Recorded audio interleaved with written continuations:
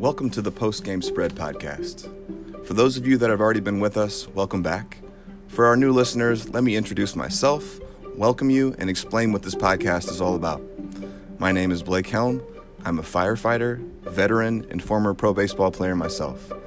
I had a wild journey through baseball that, to put it in a nutshell, let's just say I had some tools and some promise. I played some D1 baseball. I had 5 surgeries in college. Could not stay on the field, and it was an absolute battle to come back every time. After college ended for me, I ended up walking away and joining the military. I was done with baseball. Served my 4 years in the military, and towards the end, I kept having these dreams that I had to finish this. I had to have my vision quest and play pro baseball, and that to speed this up, I was playing wiffle ball with some buddies. Turned into playing in a men's league, turns into playing for the U.S. military all-star baseball team, turns into trying out and making a reality show with Cal Ripken as the host called The Player that never aired. The winner was supposed to get a contract with the Orioles, and that turned into bouncing around indie ball with mixed results, some good, some bad for a couple years, and then it all ended with a fastball dotting me in the temple, and I had post-concussion syndrome for 6 months. So an absolute crazy ride, and through all of that, I learned a lot about myself, a lot about life, and how to overcome. And I had a chance to go on my buddy's podcast a year or two ago and tell my story. And it was so therapeutic and fun and awesome to give thanks to all these people that helped me along the way. I think baseball is such a great teacher of life and life lessons if you pay attention. So from there, I thought, I want to do my own podcast. I want to give back to the baseball community in my own way and be a part of it. And I want to help guys tell their stories, their unique stories and their journeys through baseball and what they learned along the way, and help them, pass along their knowledge. Because what good is knowledge if we don't pass it along? So I've been going back and talking with former pros with interesting stories, talking with their parents, their friends, their teams, their coaches, their managers to get context, to get clips, to get quotes. And it's really been a celebration of someone's career and what they went through. It's somewhere between podcast and biography. It's positive. It's a celebration. I think we really have something here that's special, and I'd love for it to grow organically, whereas one door opens another door, and we keep opening up to new guests here. So I would love for this to reach, pros with great stories, big leagues, minor league guys. So if anyone is out there listening, you think you have a great story, or someone you played with has a great story, and you want to get in touch with us and be a part of this, be on it, my email is thepostgamespread@gmail.com. Look forward to hearing from people. Thank you for your support. Thank you for your time.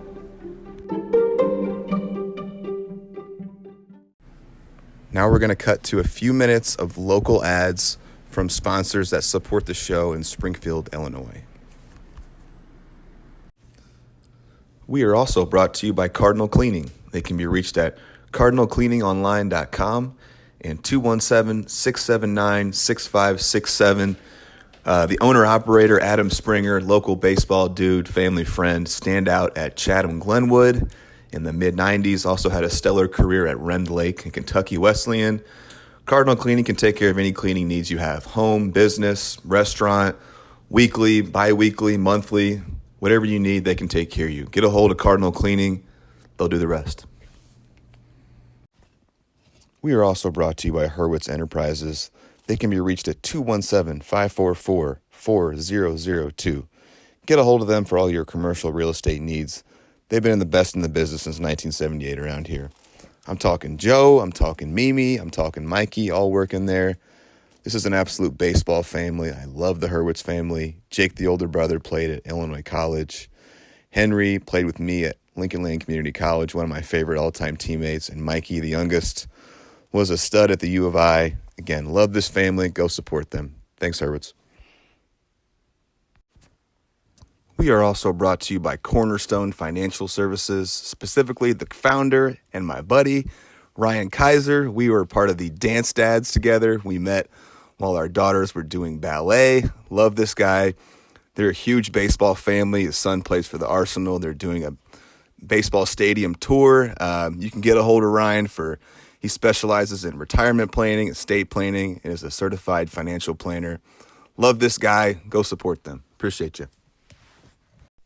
We are also brought to you by Jared Washko of Washko Strength and Speed, located at 3604 North Peoria Road, 217-899-3233, washcostrengthandspeed.com. I think Jared is the premier trainer for youth athletics in the Springfield area, specifically baseball and softball. He is on it, from his training modalities to his throwing programs to speed to getting stronger to getting faster. The proof is in the pudding. Jared cranks out athletes at high levels that go on to the collegiate levels. Go see Jared for all your strength and speed needs. We are also brought to you by 226 Sports, located at 3604 North Peoria Road, 217-670-1609. Springfield info at turn2outs.com. Multiple entities under this umbrella. Turn 2 training, which is team or individual instruction. Teams can come in and rent it out, or an individual can come in and get instruction from a top-of-the-line instructor. There's the Extreme Baseball and Softball Club, run by my buddy Kyle Welch. They have 9U all the way up to 17U teams, and Washco Strength and Speed, one of our other sponsors. We are officially backing this entity, and it's because of Kyle Welch. I love this guy. I love his passion. I love his knowledge. I love his vision. He's an absolute baseball dude. He knows hitting. Like I said, he has a vision to grow this into what Springfield deserves, and that's a top-of-the-line facility to help young ball players progress. I believe in Kyle as a person and as a leader of young men. Go see 226 Sports. Here we go. You've already mentioned, you've seen the T-shirt jersey. I got my Bo Hart 31 T-shirt jersey on. I'm ready to do this thing. First of all, welcome everyone to the post-game spread. I'm your host, Blake Helm. We go back and help guys tell their unique journeys through baseball and what they learned along the way. And right now we're going to branch outside of Central Illinois, which most of my guests have been from. And this is absolutely nuts. I'm so excited to do this. This is a long time in the making. We've got Mr. Bo Hart here. Bo Hart, St. Louis Cardinals legend, cult legend here. I'd say I got a hold of you back in August. Is that about right, you think? I think that's right. Yeah, back in August. Yeah. So long time coming. We've been in constant communication, lots of texting. I'm glad you're not sick of me yet. Tons of texting. I've reached out to so many people and talked to the, guys from your history, from coaches, friends, managers, all these kind of guys to get context and clips and quotes. And let me give a little bit of your background here. Of course, everyone tuning in is going to know who this guy is. This is if Reggie Jackson is Mr. October, we'll call Bo Mr. June, July. And in 2003, this guy had such a magical moment where he broke the record previously held by Kirby Puckett, hitting .460 in his first 10 games, tied a 102-year-old record with 28 hits in his first 15 games of his career, an absolute tidal wave of a human experience, a one-of-one experience, one of the greatest starts in MLB history. Going back through, some of your background, a 1995 graduate of Soquel High School, California, 1997 Cabrillo College grad, and then really made your mark with the Gonzaga Bulldogs, the Zags, from 1998 to 99, 33rd round pick of the Cardinals. Had essentially a 10-year career with, the bulk of it being Cardinals, but had stints with the Rockies, the Orioles, the Cubs, a couple years in independent ball. I've gone back and talked to so many really cool people. I'm going to go through some of the guys that I've talked to here. First off, we talked to Kerry Robinson, former big leaguer, your teammate during that 2003, magical call up. Really an interesting guy too. He's currently a Cardinals scout, was a big time hockey player in high school, has a really cool YouTube channel with all kinds of interviews. And, he carried around his camera a lot when he played, and there's like clubhouse stuff. And so go check that out. Joe Patini, the former major league player, bench coach for the Cards while you were there. Mark DeJean, the greatest manager in the world. We'll get to that. But former Major League Baseball player, minor league manager for you at AA. You called him one of your favorite skippers, one of your favorite managers of all time. A coach on Tony La Russa's staff, a field coordinator for the Cardinals. This one was cool. Steve Bye-Bye Balboni, your former hitting coach in AA, an absolute 80s icon. This guy was a mammoth of a man, hitting bombs, was your hitting coach wrapped up his longtime career as a scout. Danny Schaefer, your AAA manager with the Cards, former major leaguer, minor league coach. Steve Hertz, man, I have a great conversation with this guy. Your former pro baseball player in the Twins organization, longtime skipper at Gonzaga, 25 years. Jared Hertz, his nephew and your former teammate at Gonzaga. Noah Kerrigan, your oldest friend and a teacher. Man, I had a great conversation with that guy. Some guy named Jimmy Edmonds, Jimmy Ballgame. Oh, man, that was crazy. Of course, I'm kidding. This is a center field god. This is Jim Edmonds. This is 4-time All-Star, 8-time Gold Glove, 2004 Silver Slugger, 393 career bombs. And he's still doing broadcasting for Bally Sports with the Cards. All right, take a deep breath here. We got a lot of people. Scott Prather, your former pitcher that you played with multiple times in the minors, current residential realtor in Atlanta. Noka, let's see, how do I say this? Alderati, but it rhymes with Maserati. Is that right? That's what he said. Yeah. It's close, yeah. Had a great conversation with him, second oldest friend. And he's a product and creative director for an art publishing company called Disney Fine Art. And we've actually got a special code running now. So for 31% off, if you go to DisneyFineArt.com, use Bo Hart 32 to get 31% off. And you can also go to CyclopsPrintworks.com. Use the same code, Bo Hart 31 for 31% off. It's specialized Disney screen print art.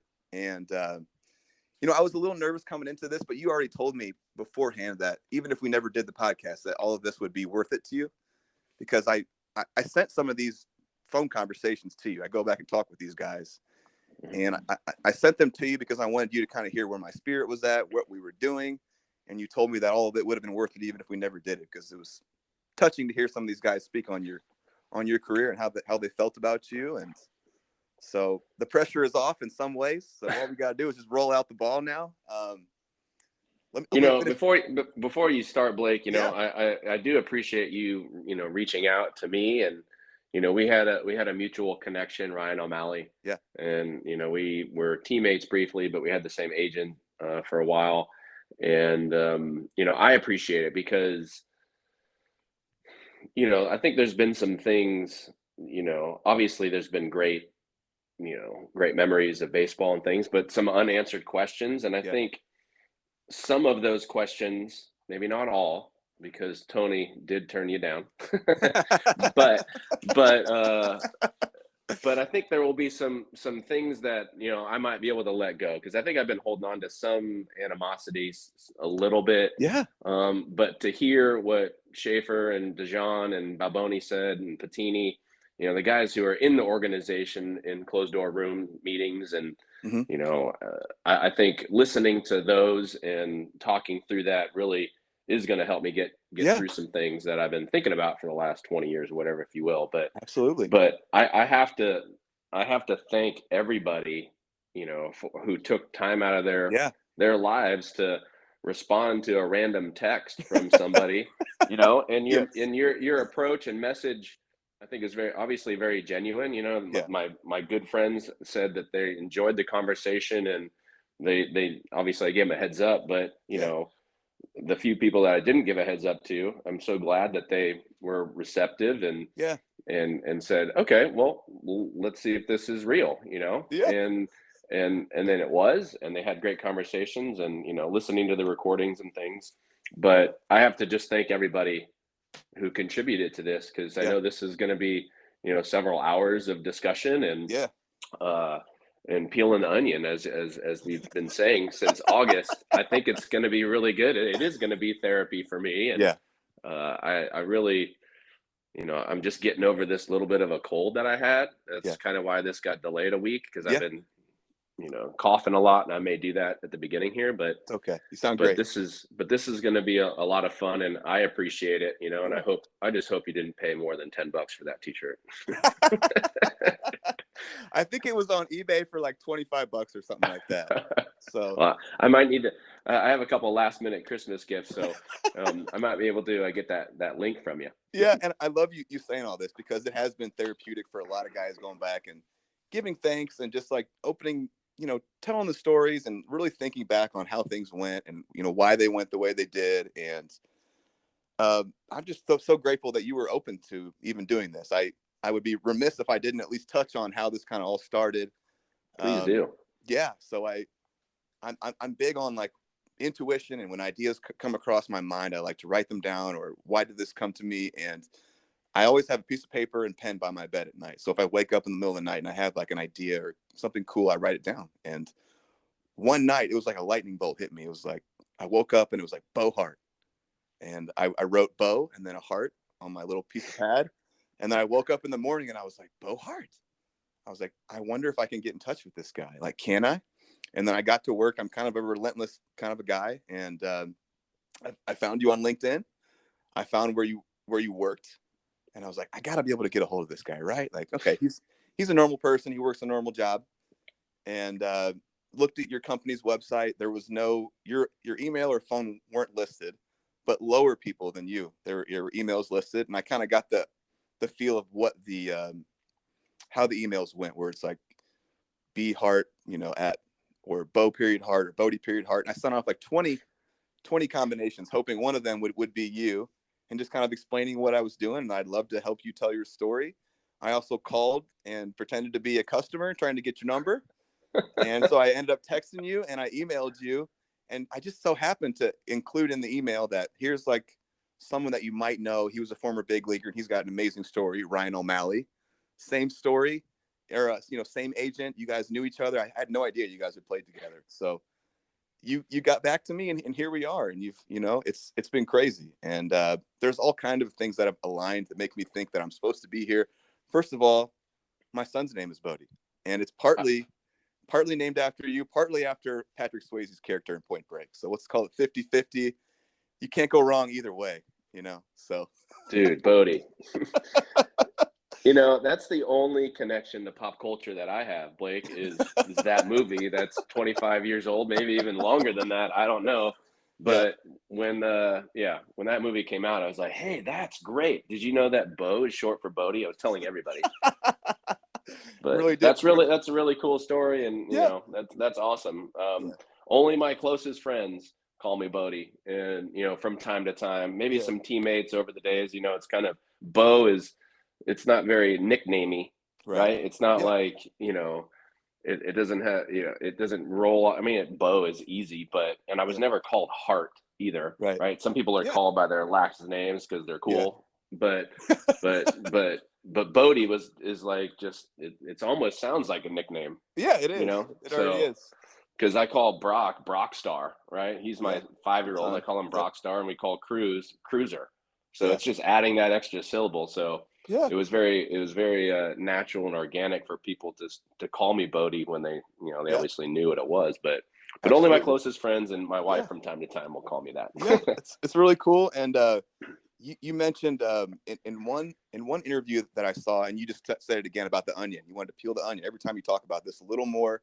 And I keep making the joke, and I don't know if it lands or not, but going back to like chilies, we're gonna make an awesome blossom here. We're going to make a bag of Funyuns. We're going to slice them up julienne. We're getting all the way down into the nitty gritty of the story. I want to give the world the gift of the Bo Hart story and your journey and what you learned along the way. And of course your magic moment. But I think it's really cool to go through all the pieces that led up to that moment. So we're as we do with the post-game spread, we start at the beginning. So we're starting off at childhood, falling in love with the game, talking to friends. I got 2 of your oldest friends to talk to, and they were amazing. I was talking about, Bay Area rap with Noah and just we became buds in some way. So how we get awesome. Down. Yeah. I would love to hear kind of how it all started for you. If you would tell me a little bit about some childhood here, and I'll mix in some quotes and some clips, and we'll just get rolling here. It's quite amazing how I fell into baseball, because I did not play Little League. I played 1 year at Little League. Really?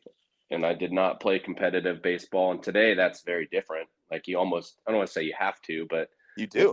With my kids being 5 and 9, we've, regardless of how good or competitive they are or will be in comparison to everybody else, I shy away from the competitiveness, because it's not, I don't think I don't think the real goal of those competitive teams is to develop their teams and their players at all. Yeah. So, so I grew up in Santa Cruz, California, right? Yeah. I grew up on the beach. Yeah. And baseball wasn't a beach sport.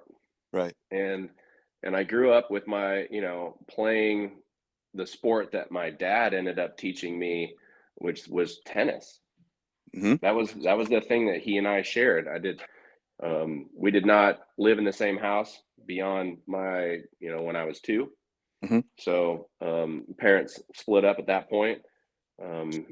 And the times that we would spend together a couple times a year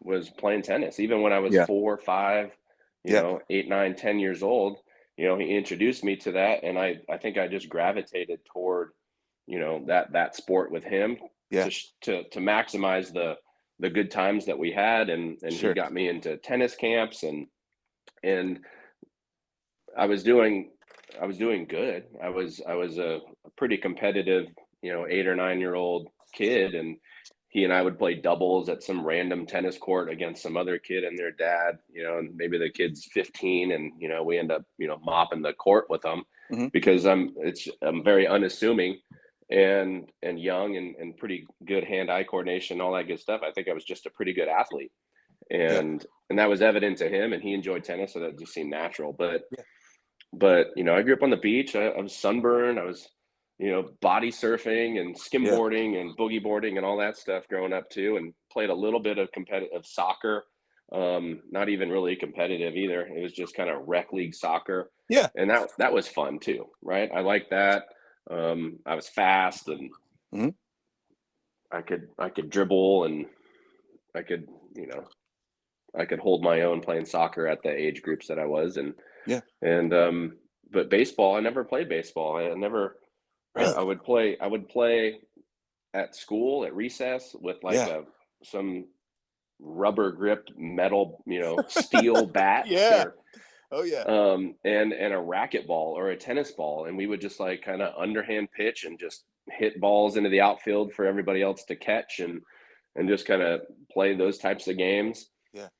It was I never. My mom was, not really into the, the soccer mom or the little league mom kind of role. She was doing her thing to support us, and everything. She sacrificed a lot of time, and that extra sport just wasn't there, and I didn't know what I was missing.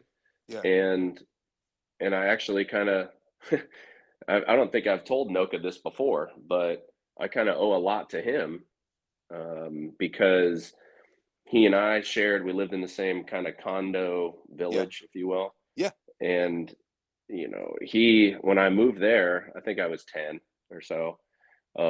He loved baseball.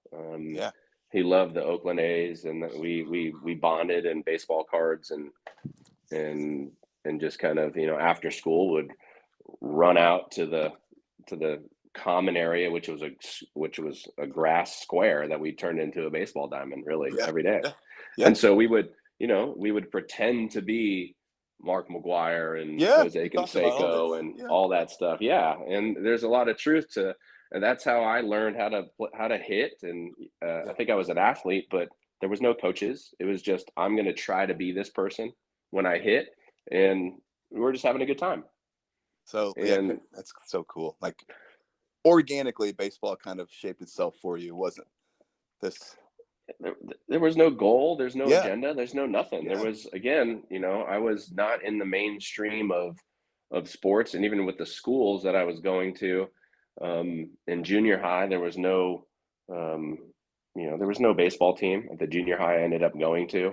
Wow. But when I was before, like 5th grade, 4th, 5th, 6th grade, it was just playing at school, and then I'd ride a skateboard and then go play wiffle ball with a couple other kids, Noka and a few others that were living there. But it was him though that brought up at one time. I think I was 12, right? I think I just turned 12 or I was about to turn 12, and he's like, "Hey, there's a little league field at my high school," because he was 4 years older than me. Right. And he's like, "There's a little league field there," and I'm like, "Little league? Like, kind of what's that?" I didn't know that there was an organization. He didn't play little league, right? So obviously I'm just kind of ignorant as far as the sports world, and so I was like, "Okay." He's like, "Let's go hit." I said, "Okay." We had 10 baseballs. Yeah. And we drove over. He drove us over there because he had his license, and at his high school, there's a field that's got 200 feet all around or whatever it was. And I was like, Little League. It says Capitola, SoCal Little League, right? Which were the two little suburbs that were connected where I went to high school at SoCal. So we show up there, and there's a dad and his son there, like practicing. He's got a little bag or a basket of baseballs, and he's throwing to his kid, and his kid ended up being 12. And so we're like, "Hey, can we play with you guys?" And they're like, "Yeah, sure, no problem." So we start just hitting and shagging and hitting and shagging, and everybody's hitting. And since I was younger, they're like, "Hey, how old are you?" I was like, "I'm 11, 12. And they're like, "Well, what team are you on?" And I said, "I'm not on a team." That's crazy. Not on a team at 12 years old. And so, yeah, I'd never played organized baseball. And so they're like, "Well, where do you live?" I said, "A couple miles from here." They're like, "You live here?" I said, "Yeah." They're like, "Okay, well, tryouts are next weekend."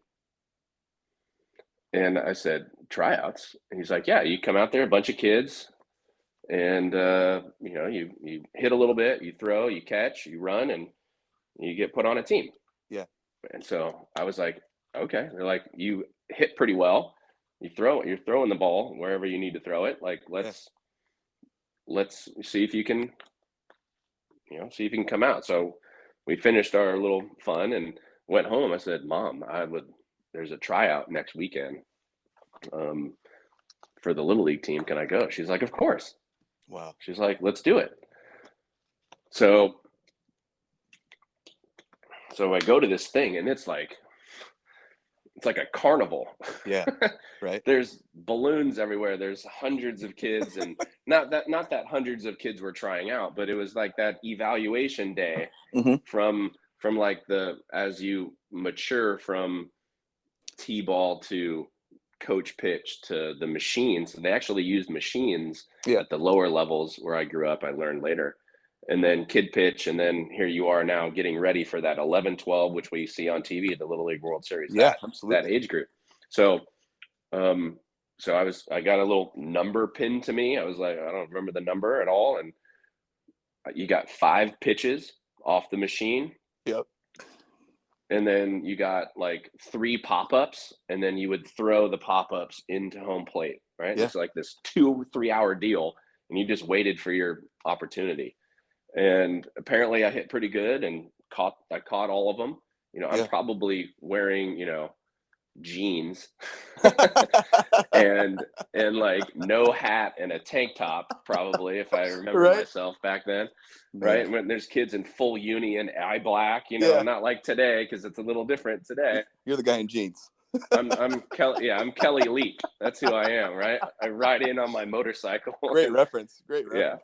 So I go through that, and then I end up being the first draft pick of this tryout. And they're like, "Did this kid move here? Like, where has he played?" I'm like, "No, I've been in the backyard. You guys don't know me." Wow. So that's how it all started. And the first game, this is the last thing I'll say about Little League. The first game is against that kid, and his dad was the coach that we saw that said, "Hey, come to the tryout." Yeah. I went 3 for 3, homer, double, triple off his kid. Wow. And we ended up winning that game. I remember I walked too. I don't know how. I had no strike zone. I walked. Right. Yeah. But some things don't change. It was right. I don't know how I walked. I still said that later in my career. Right. Because I wanted to swing. I'm not sitting there. So, but yeah, that I owe a lot to Noka, because not only did we play wiffle ball, because he had the wiffle ball and the bats and everything, but he took me to Little League, and thanks Noka. He started this whole dang thing. Thanks Noka. That's amazing. All right, I've got some amazing quotes and clips here from some of your guys, and in the past, this has really been cool. As I go through some like quotes and clips, just chime in if you feel like you want to add something to it, or if this stirs up some kind of a memory you want to talk about. So we'll start with Noka here, and I want to start with a Noka clip, and it's I was reminded of this when you talked about the A's and your patch of grass in between where you guys live, where you guys would hit, and that was kind of like a baseball field for you, like a sandlot, if you will. Mm-hmm. Yeah, absolutely. All right, here we go. Noka. Obviously, we grew up in the Bay Area, so we were huge Oakland A's fans. Okay. And obviously, the Oakland A's they had a pretty fearsome lineup of hitters, but they also had some really, really killer defensive guys. Infielders like Carney Lansford, Tony Phillips, Mike Gallego. Yeah, Tony. And and of course guys like Walt Weiss. Walt Weiss that guy was like a superhero to us. And we would just go out on the lawn and just try to dive for a baseball like Walt Weiss. Awesome. So we would throw balls intentionally, out of our reach, and just try to plan that perfectly timed dive where we're fully laid out, full extension dives. I mean, it was just so satisfying and so much fun, and it wasn't like we were trying to win or we weren't trying to. There was no kind of competition really. It was more. I mean, at least early on, during those early years, it was more just about the fantasy of it. Just idolizing these guys and then just trying to be like them. It came from such a pure, kind of beautiful origin. It's kind of where you always. Totally. And then I think that's where the love of the game kind of started. And then as Bo got older, certainly it certainly got more competitive, and as he got into the older stuff and high school and college and all that, but. Yeah, in those early days, man, it just started at the right place. And I mean, for me, I'd love to believe that that's how he kind of caught the bug, Isn't that cool? It's like it lined up exactly with what you said. That's it is true. It's, I think there was a bug to be caught. And, the A's had a lot of influence on that, going to games and, the first game I ever went to was an Oakland A's game against the Yankees, I believe, and it was Noah and his dad that took me. Okay. And I remember that. So, I think that was 1988. Wow. I think it was 1988 because I remember it was a giveaway day, and it was like a ball that had printed all of the autographs on it of the team. Yeah. And that was the giveaway. So I still have that ball. Yeah. And that must, I texted you about this, and we'll get to it at some point, but that must have been an absolute trip for you to grow up like an A's fan and then play for Tony La Russa later on, like mind-blowing. Oh, gosh. All right, let me keep going. Full circle, for sure. Yeah, we'll come back to that. We can't do that yet. All right, so this is Noka quotes. Bo and I have been close friends our entire lives, and I might be biased, but he is a really special guy. We met about 10 or 11, lived in the same neighborhood, a few years younger than me. He became like a little brother to me. We connected over baseball, trading cards, collecting cards, watching games. We played some clips. Was starstruck by Tony at first, talking about later on when and there's a story of Tony told you eventually, Tony La Russa, that you're allowed to talk to me. We'll get to that.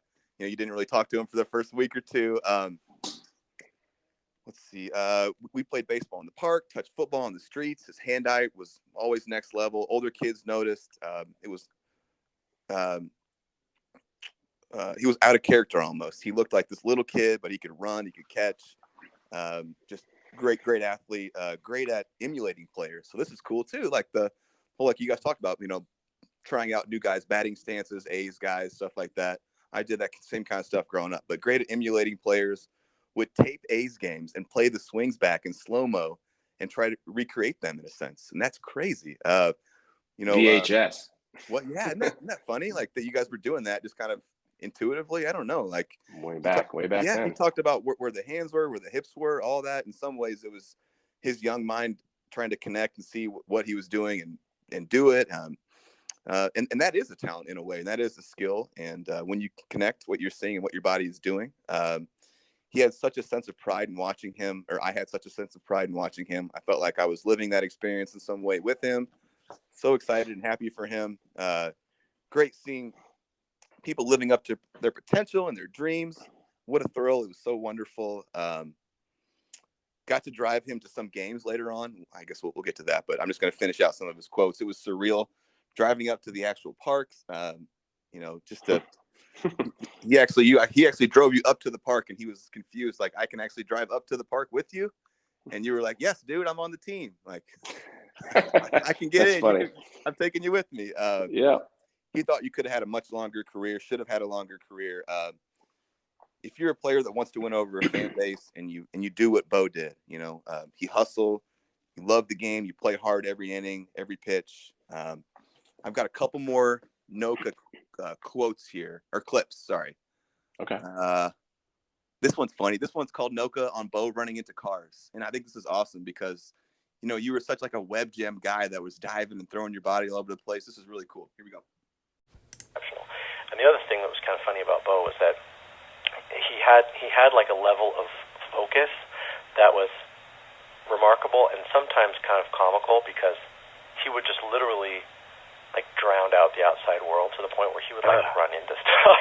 Like there was a couple times where he was going. We were playing football like out in our like grass area in our condominium complex, and there were cars and stuff kind of parked like around the edge of it.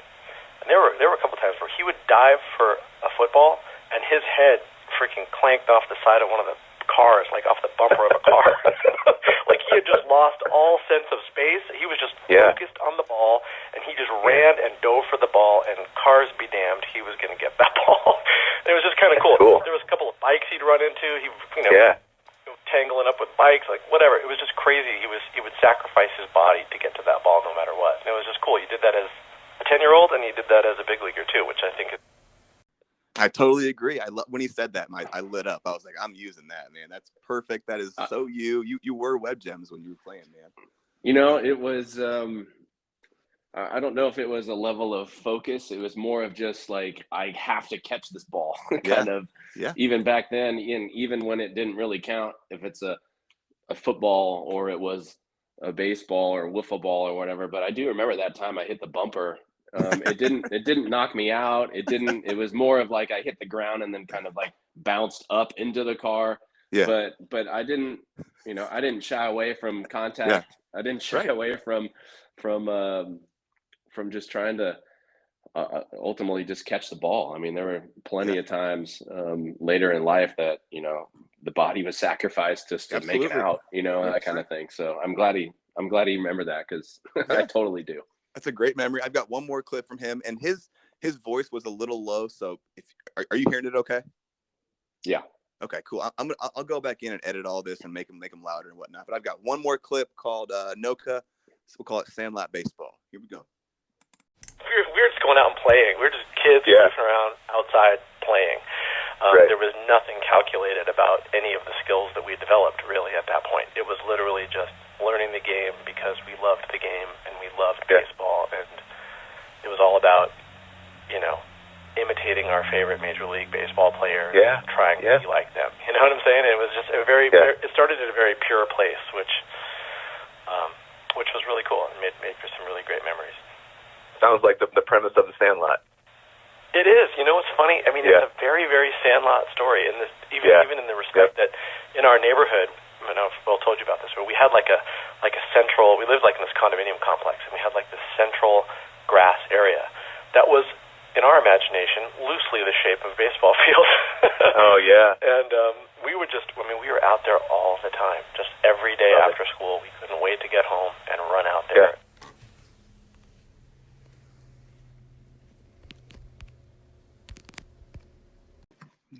You know why that's awesome, because it was, and we made like the corner of it, like home plate and stuff. And Noka had wood shop. I think he had wood shop, or because his dad was a carpenter, kind of cabinet maker. Yeah. So whether he did this at his shop or he did it at school, it didn't matter. He came home with wood bases, a plate, and a mound, like a rubber, like for the mound. Yeah. And we would drag those out every time and go, here's home plate, here's first, here's second, here's third. And we would hit and run, and we would play 2-on-2 if we had friends, if Noah was there or whatever, if any other friends. But we wore out the grass and we had to like move home plate to another corner because the grass was worn away. So it was totally sandlot, it was fun. We designated a home run spot and foul balls. What was the home run spot? Well, like when in parking places, right? There's like those little reflectors. They're called turtles. We called them turtles back then. Yeah. So instead of a line in the parking lot, it was white dots that were, pretty big, the size of a big cookie, if you will. Yeah. And so you had to hit it past the final dot, right? And if a car was parked there, you couldn't hit the car. You had to go over the car. Yep. Or there was a tree there in like a little island area.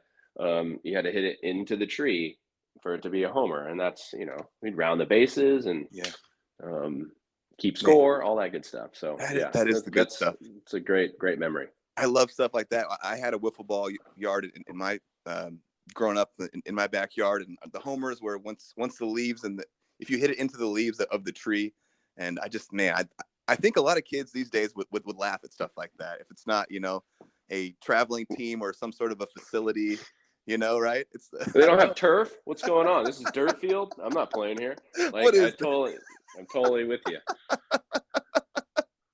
Things have changed. Yes, they have. Okay, so let's move on to Noah Kerrigan here. I had an absolute great conversation with him. Usually when I call these guys, right away I try to like put them at ease, and I tell them like, hey, I'm not like from the Chicago Tribune or anything. I'm just a normal guy. I'm a firefighter and blah blah blah. And he was like, yeah, well, I'm a teacher, so let's just both relax. And and then we got to chatting about Bay Area rap. We were talking about Spice One and E40 and Drew Down and all that good stuff. And just had a great conversation with him. And I'm going to roll through some clips and quotes of his. If you ready? I'm ready. Right, buddy. Yeah. Great guy. You guys forgot one, though. You forgot Too Short. That would probably be my favorite. How did I forget Too Short? You should be getting it. E40, Spice One, and Too Short were my go-tos with him for sure. Those were the go-tos. When Noah said Drew Down, I laughed. I hadn't heard that name or rapper. I used to get ready in middle school. I would play Drew Down Pimp of the Year to get myself pumped up to go to school. Can you imagine 13-year-old playing Pimp of the Year, Drew Down? Anyway, all right. That's awesome. Yeah. So Noah said you guys met kids outside a convenience store throwing fun snaps, or like those snapping like little popper things. Mm-hmm. Yep, that's what he said. You guys met doing that. Same B-day, instantly became best buds. Spent the night at each other's house the first night you met. True? Yes, true. Just buds, just hit it off like that.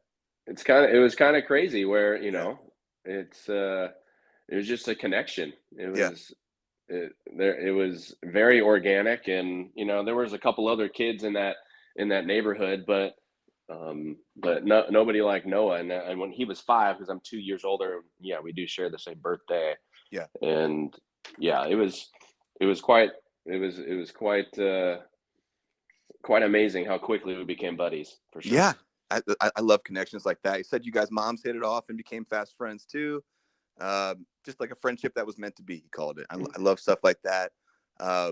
You guys would throw each other BP with brooms and dirt clods and stuff like that, and whatever you could find. But again, so this is when I was 7. Oh, that's and so cool. we're just hitting rocks, and we didn't have baseball glove, but he played Little League because he ended up moving away from our neighborhood, or I moved away from the neighborhood, but we still made, just like a couple miles. But I think he ended up moving into Santa Cruz proper, where he was part of the Santa Cruz Little League. And I think that was obviously later, but he was doing that a couple more years before I did. Yeah. Yep. Great guy. He said, we didn't have travel ball like the kids had now. We've touched on that. We played eventually in our city run Little League. He had a very natural athletic ability. Talking about you, said you started as a point guard in high school, a natural athlete, a good soccer player as well. You guys still text weekly, phone calls once a month-ish. He said he has to set aside at least an hour and a half every time you guys get to talking, because they just start rolling. It does. And, we'll have brief conversations too. But,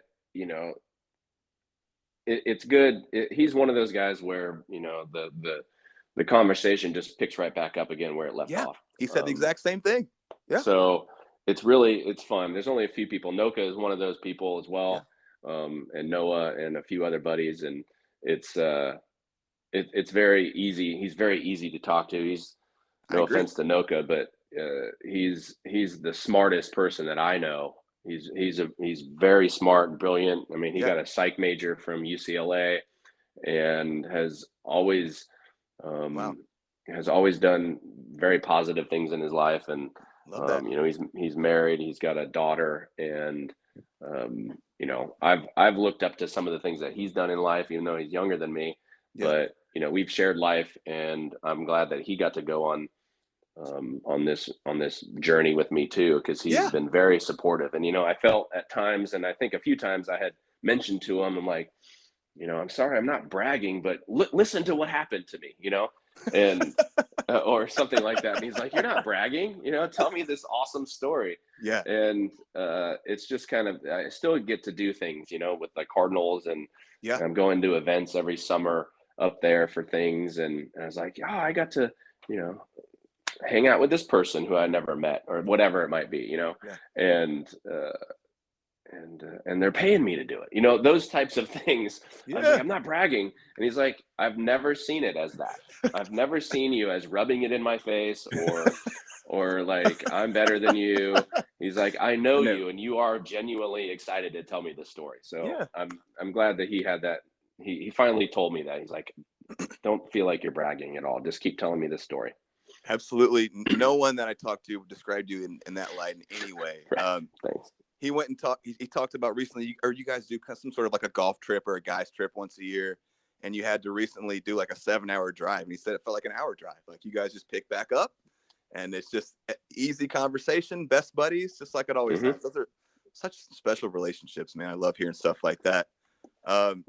He talked. This is great. He talked about reminiscing about the days of cruising around in his Celica Supra. With the Tens in the back, Spice One playing, thinking we were cool. Here we go. That the first car I ever had was a Toyota Supra, 1982.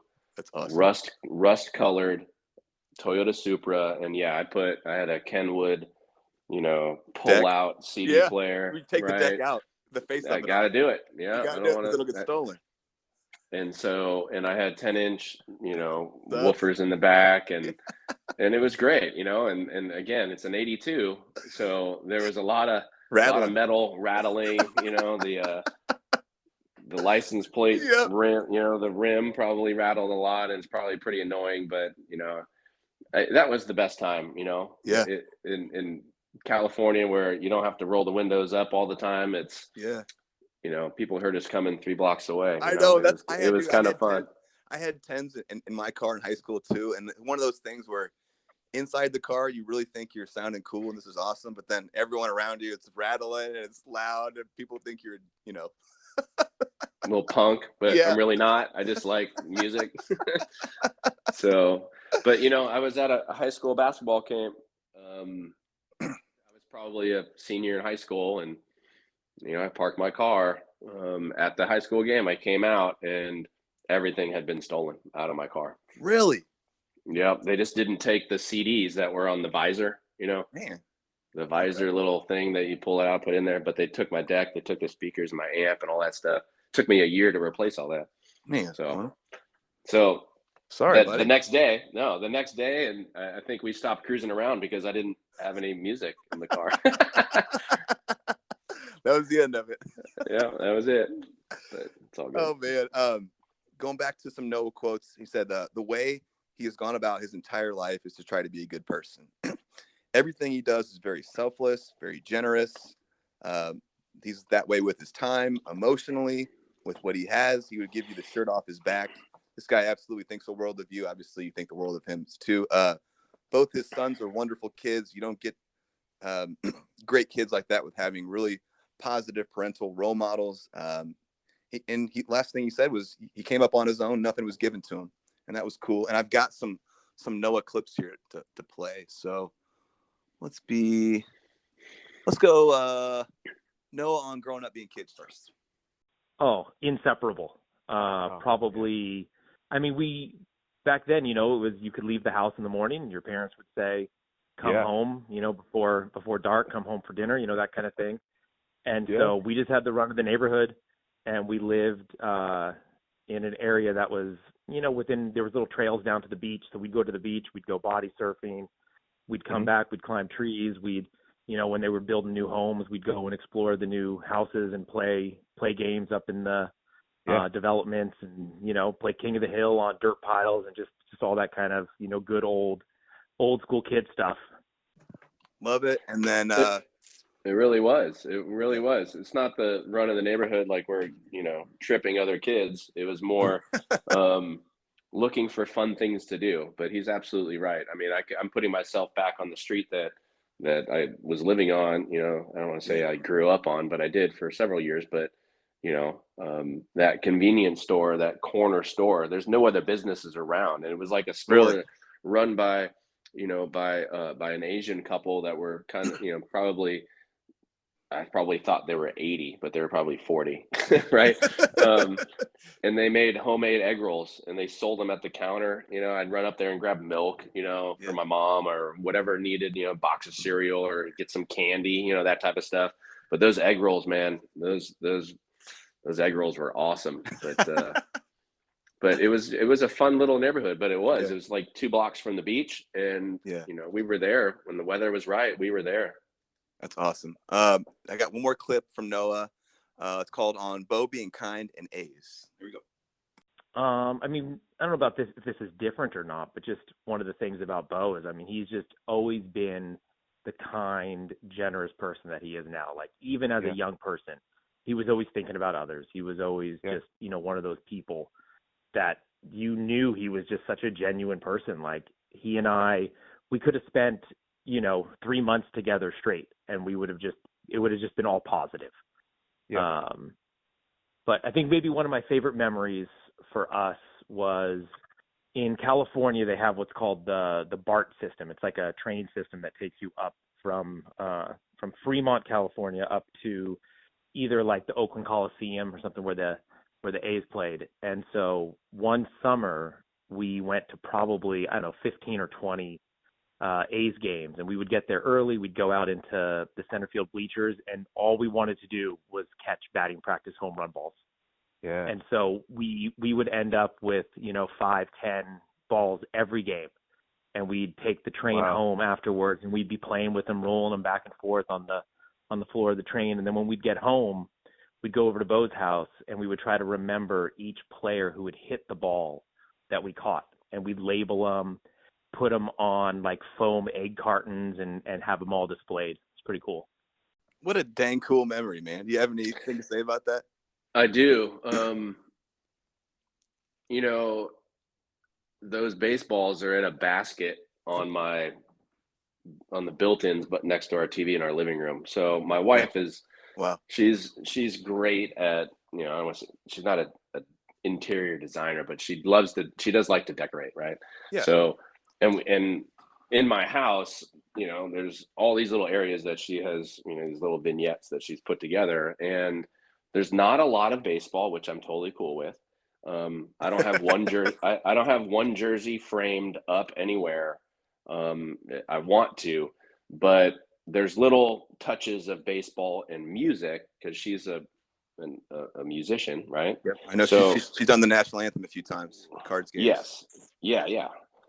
And she has this like vintage little basket or whatever, and she has those baseballs that Noah's talking about, just kind of randomly put together on I look at them all the time, and from time to time I'll go in there because they are written on who hit them or who threw them to us. Wow. Right? We were really good about remembering that. And you got any cool names?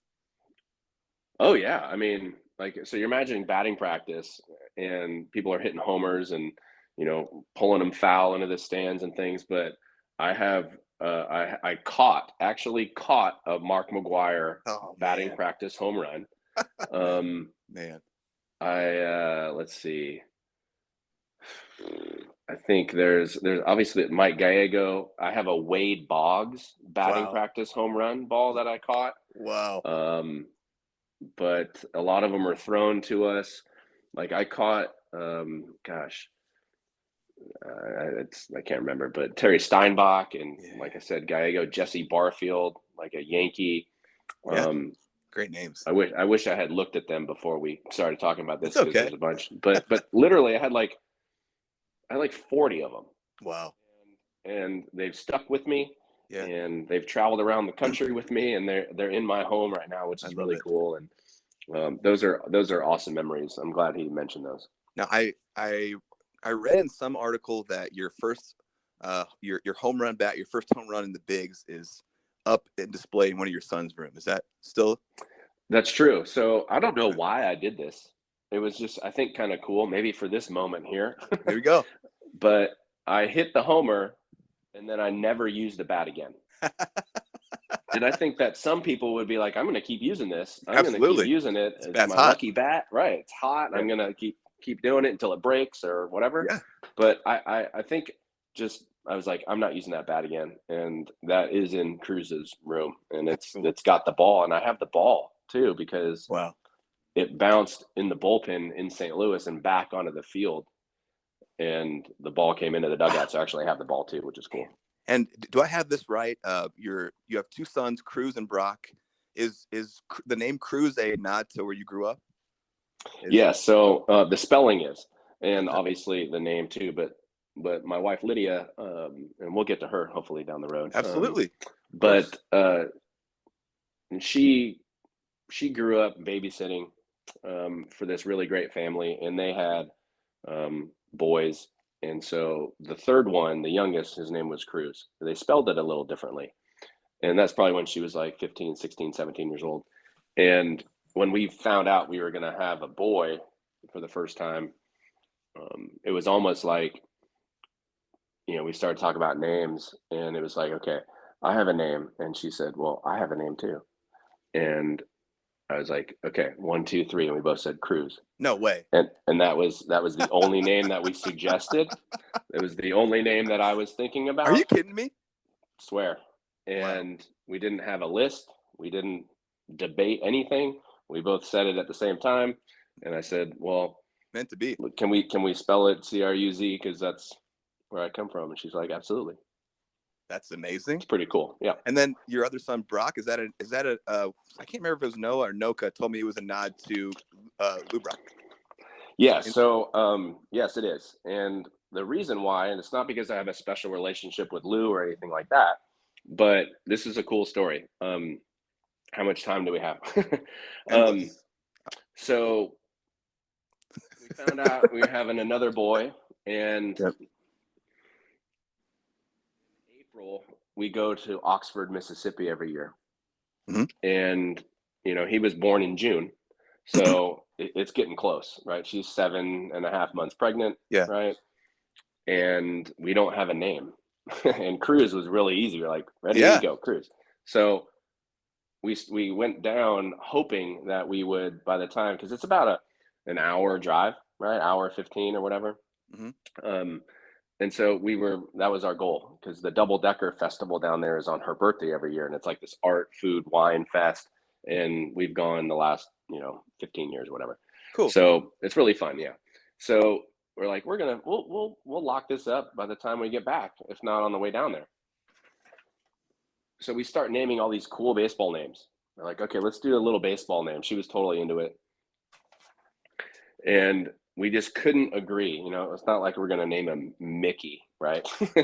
Or, we were thinking about like Killebrew, That'd be cool. Yeah. Like all these cool, like old school player names. Harmon Killebrew and Mickey Mantle, and not Babe Ruth or anything, but those types of cool names back then.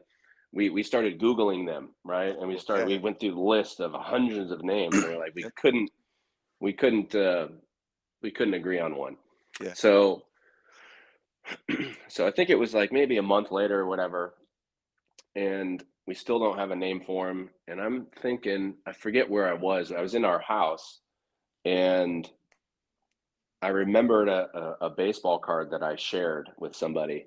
Like it was a jersey of my card and a jersey of his card, on the same card. It was split in two. Yep. And I was like, wait a minute.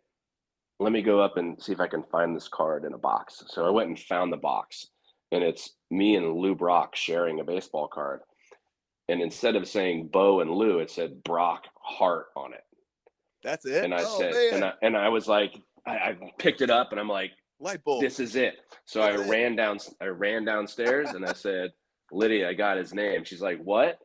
She's waddling around. She's 8.5 months pregnant. I said, look, here's his name, Brock Hart. And she's like, sold.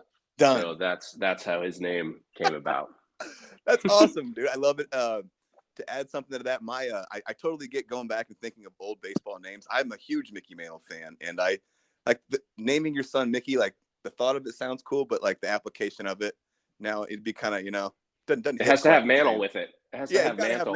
Otherwise, it's like, what'd you name it after? But my son's middle name is Ripken, so we figured out a good baseball name to throw in there too. So sorry, that's awesome.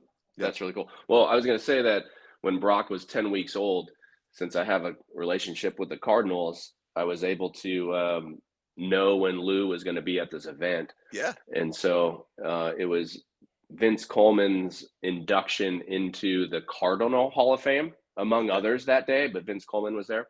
Yeah. And through the Alumni Association, I said, hey, can we come up there? Is Lou going to be there? And they're like, yes, Lou is going to be there. And I said, can I get 5 minutes with him?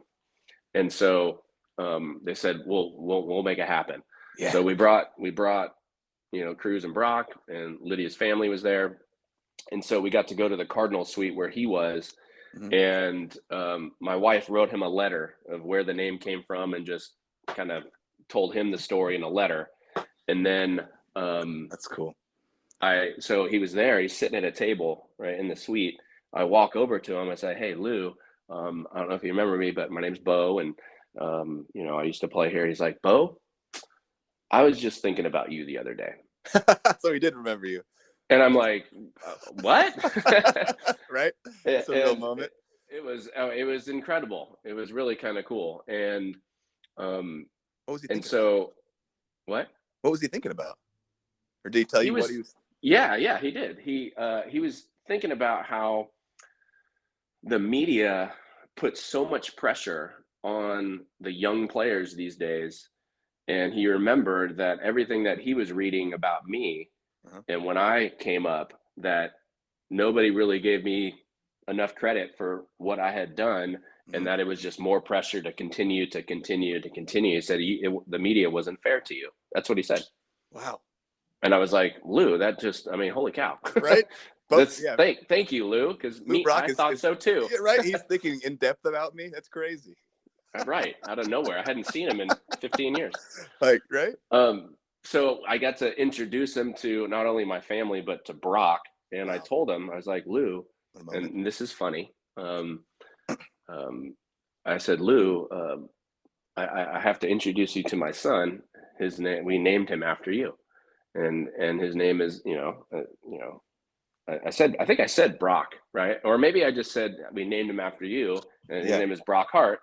And he calls his wife over, and she's a minister, and she comes over, and I think she was kind of blind at the time, unfortunately.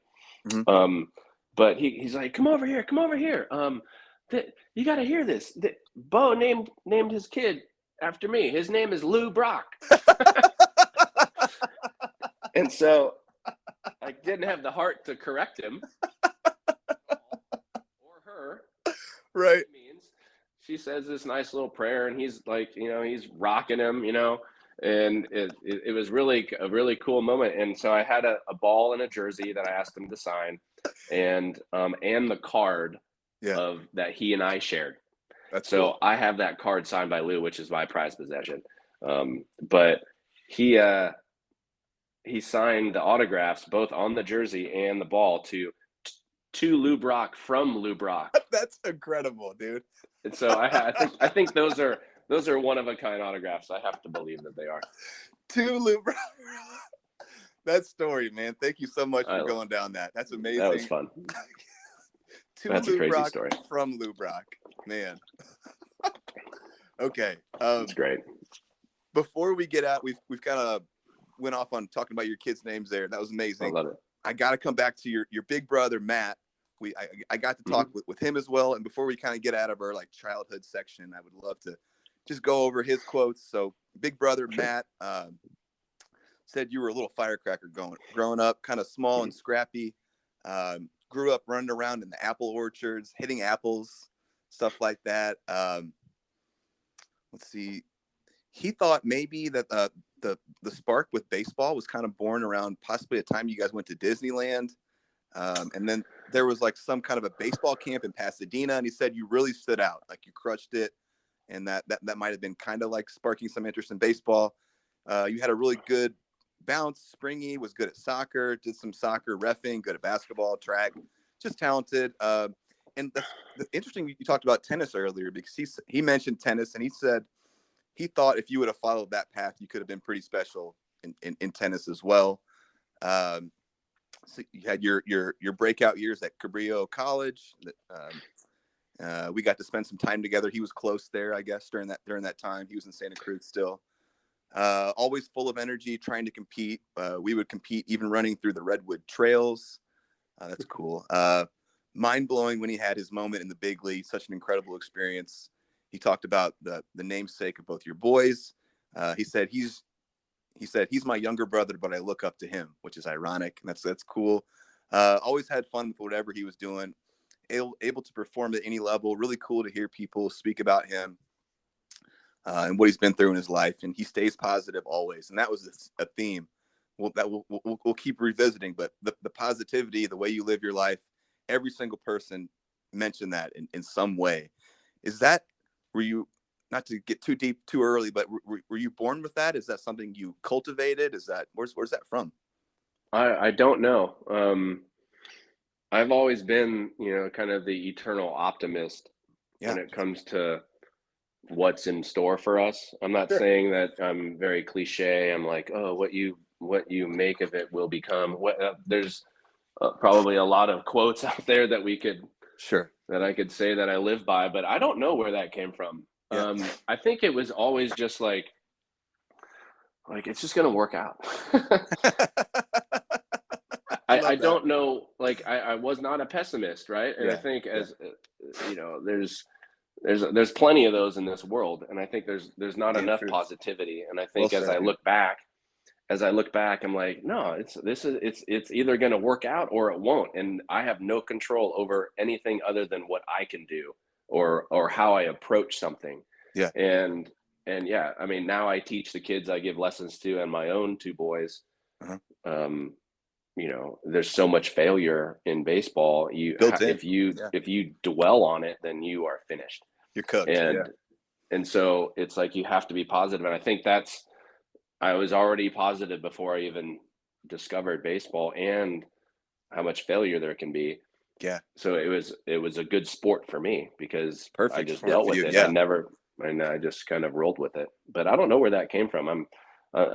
It's great that everybody said that and recognized that. I had one guy in high school, or a guy I went to high school with.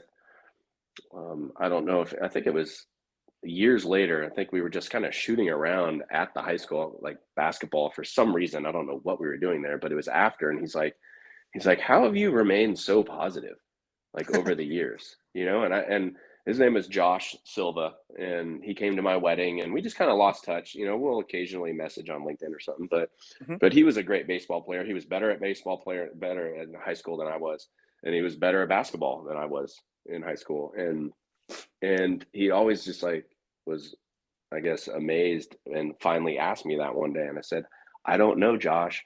I think I had the same answer. I was like, I think it's just going to work out because that's what's supposed to happen. I don't know. I love that. I'm still to that day, or to this day, positive about things. It's calm down. It's going to work out. And it's not being naive. It's just confidence, I think, in a different way, rather than being an egomaniac and that I'm the best. It's a different form of confidence, I think. Yeah. I love that. I mean, it's like what every baseball player shoots for, right? Is to be not too high, not too low, stay in the middle. Things are going to work out. I mean, easier said than done. Like my own career, I had problems being kind of riding the tidal wave up and down. Like it obviously it boded well for you to be confident, and all these skippers and managers talked about it. And like you love having guys like that on a team, you know, the guy that's the eternal optimist that you don't know if he went 0 for 4 or 4 for 4. Like those kind of guys are glue on teams. And it's just, so cool to hear these guys talk about that. One thing before we move on to high school. So you never played travel ball. Can we say that? Correct. That's crazy. That's just like, and you still, made this path to the big leagues. So, I guess, can we move on to kind of high school area-ish now? Yeah, we can, and I'll touch on my brother, because he and I didn't grow up in the same house. He's my half brother. Right. We shared a dad, but had different moms. And so he spent more time with his mom than he did with me, of course. But, sure. There would be summers where we would go and we'd visit our dad together and that type of thing. And they're great. And actually tomorrow, I'm going to go visit him. Oh, cool. He doesn't know I'm coming tomorrow. It's his 50th birthday. Surprise. And I'm going to surprise him tomorrow when I get there at 1:00 in the afternoon in California. It's going to be great. Anyway. That's awesome. But my brother was really supportive, and you think of the normal half brother relationship where it's like, oh, your mom or dad remarried and they have their family and you're either left behind or whatever. Sure. Yeah. It was never like that. It was just like we were just long distance brothers is really kind of just what it was. But we would spend time together often. And when he was in college, his last 2 years at college, he went to UCSC, which is in Santa Cruz. And I was living there. And so he got to watch me play a little bit more. We got to spend a lot of time together, and we had already established a really solid relationship. Yeah. And that continues. But it was awesome finally to have him in the same town. So because even though he was in college and, I was, a couple years behind, but it was awesome just to be able to spend more time. Yeah, absolutely. And build that relationship. And, sure. And he was so supportive. He played football and he played basketball in high school. And, he's still an athlete. He still likes playing basketball. He plays golf and he was just always supportive, and it was just really fun to have him again on this journey. He was keeping tabs and sending me text messages while I was playing, and always just with a nice, kind word. So really great relationship, and I wish he lived in my town right now. I do.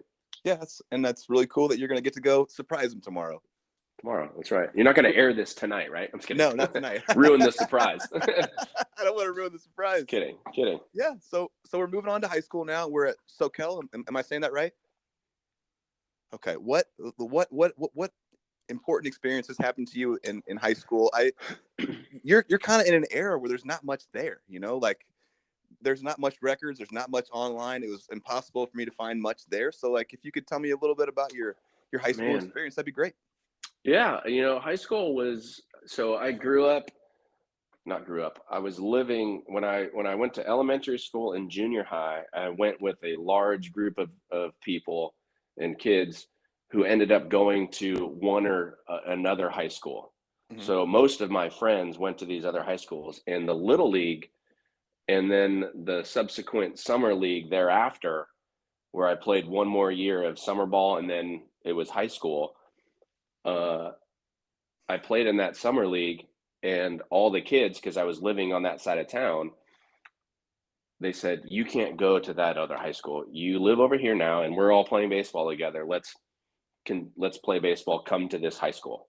Yeah. Because I guess I could have chosen, or whatever. And all my friends that I grew up with from elementary school and junior high and in going into high school, I just kind of said, you know what, I'm going to go to this other high school because the parents were rallying. And it wasn't because maybe it was because I was good at baseball. That wasn't the only thing I like to believe, but I instantly had a new group of friends. Right. Yeah. And that was fun. And they had all grown up playing, basketball and baseball together and whatever. And so I was like, okay, I'll take a chance. I'm not thinking of a baseball career, right? Whereas these days it's like, oh, it matters. Yeah. And I'm not going to make the team unless I'm on this travel ball team and XYZ. Yeah. This, I was just like, you know what? I'm going to go over here. I don't care. Let's go have some fun. I'm go with the flow kind of person, right? Even at 14 or 13 or 14. You didn't have some kind of mission at 14, like I'm going to play in the big leagues. No, absolutely not. Okay. And so I was like, okay, I'll go to high school. It's closer to my house, which it probably made sense. And if anybody asked, they're like, this is the high school you need to go to anyway, the district, right? So I started going there. And the first, in the fall, there is basketball. And so I had all these buddies who had been playing junior high and like, the rec league basketball together. We're like, why don't you come play basketball? I was like, I've never played basketball. You never played organized basketball? Never played. The only organized sports I played was soccer and tennis. Okay. And then one or later two baseball. summer. Yeah. Two seasons of baseball. So I was like, okay, so I'm just raw and I don't have the skills really. So I was the last guy to make the team on the freshman team. Really? I was fast. Athletic. Yeah. I could make shots, but I didn't have the fundamentals, if you will. You had missed out on that kind of. They later came, right? Yeah, for sure. Yeah, and it's not like I didn't play basketball. Like I played basketball. Right. And here's a funny story. In junior high, I didn't make the basketball team. Really? And during that year, they had this. They had a school-wide free throw contest.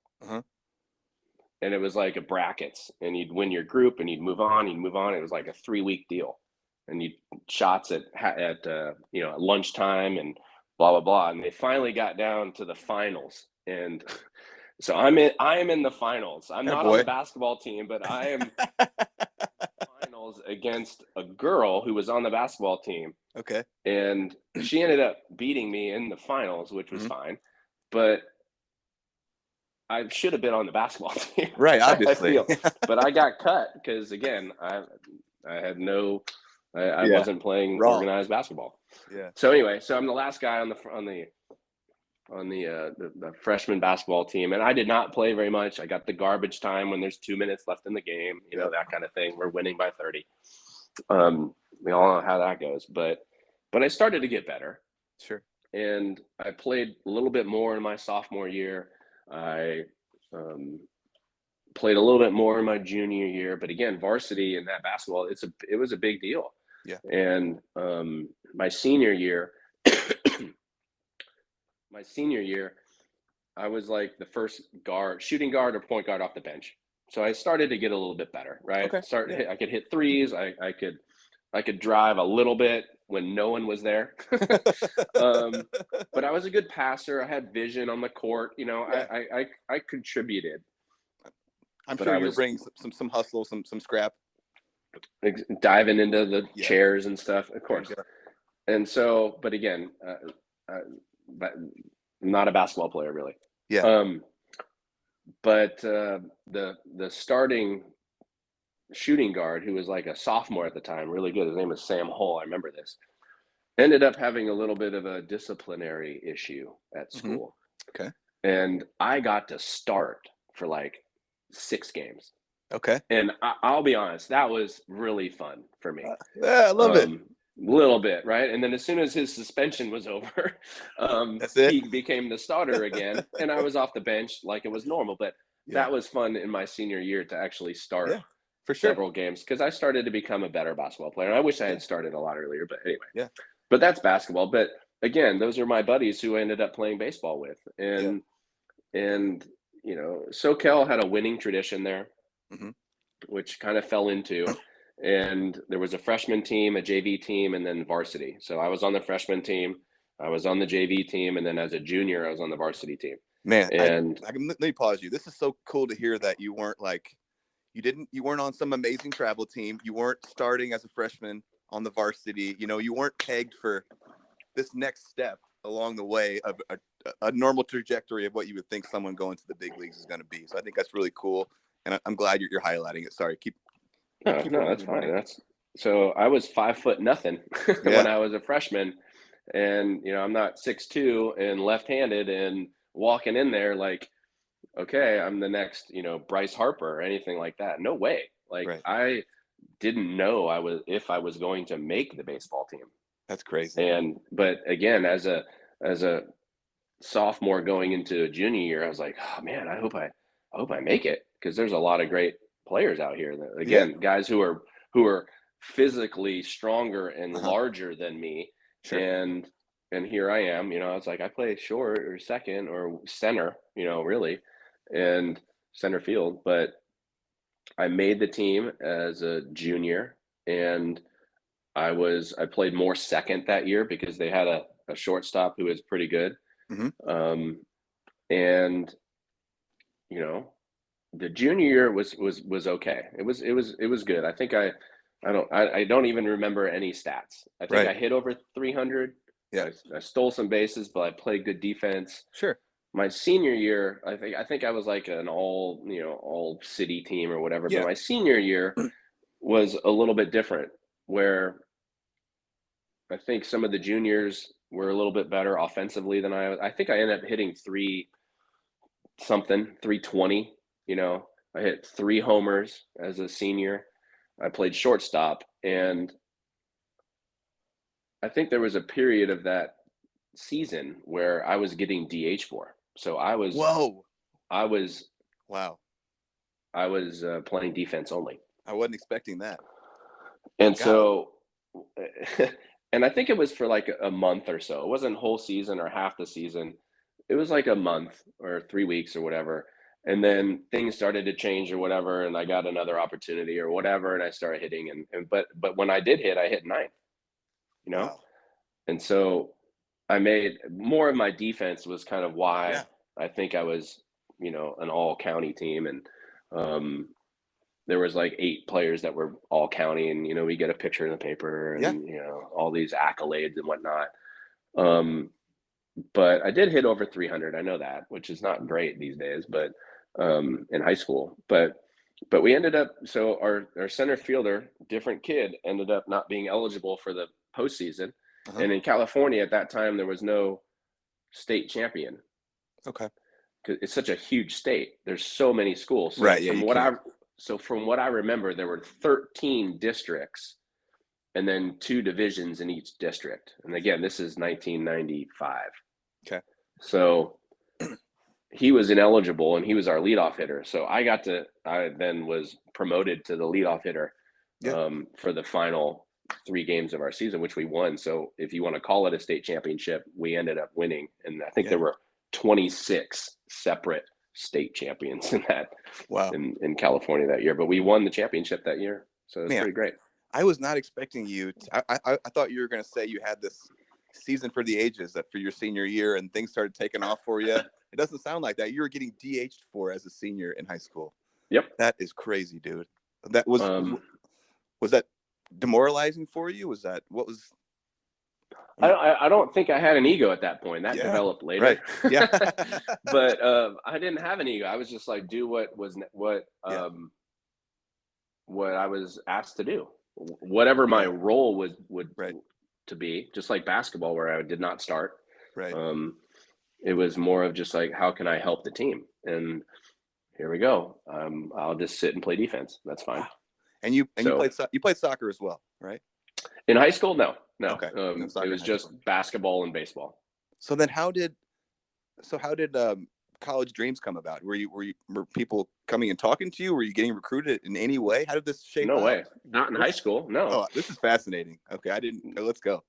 Yeah. No. So I went to the community college, and it really was a high school all-star team from the 6 teams. Like you just showed up there. You weren't, they didn't give you a scholarship, or you weren't recruited or anything like that? No, I was just like, I'm going to go to school, enroll in school here. And then when the spring comes, I'll go, I'll play junior college here. No way. So were you discouraged by this or anything? Or I didn't, there was no preconception of any particular path. Yeah. Or any goal. Man, that's beautiful. Or anybody and I don't want to say not giving me advice, right? But there was no like aspirations of, well, if I do this, then I won't do this, or there was no cause and effect. Yeah. It was just, well, can I keep playing? Yeah. Can I keep playing? It seems like you made the best of what was in front of you. The place that I think I could keep playing is, another 2 years of high school baseball. That's what it felt like. Cabrillo. Was with Cabrillo Junior College, right? And it wasn't super competitive. I mean, it was. I found out later, but that's when I started to separate myself a little bit. Yeah, it sounds like you must have developed quite a bit during that time. Well, I think so. I don't know if I grew very much, maybe a couple inches. Maybe I'm 5'7" at that point. Yeah. But I mean more like tools wise and like as well, yeah. I think that's where, and this will be the quote of this is my quote of here we go. My life is, don't peak too soon. Oh, and so that's great. I feel that I feel that a lot of players peak too early.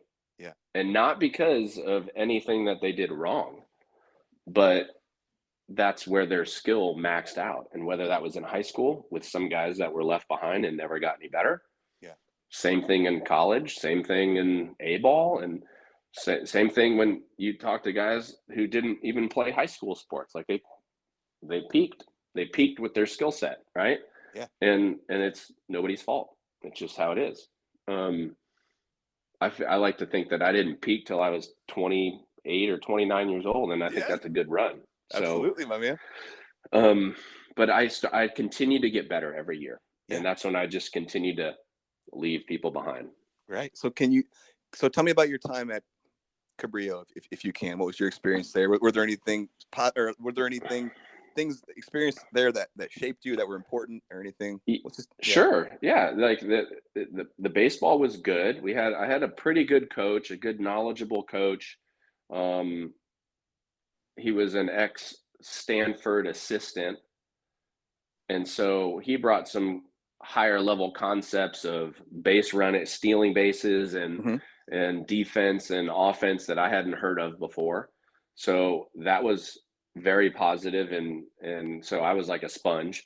Yeah. So I soaked that all in, even though high school, we had my senior year, Mitch Meyer, he was a great coach, and he gave us what we needed at that level.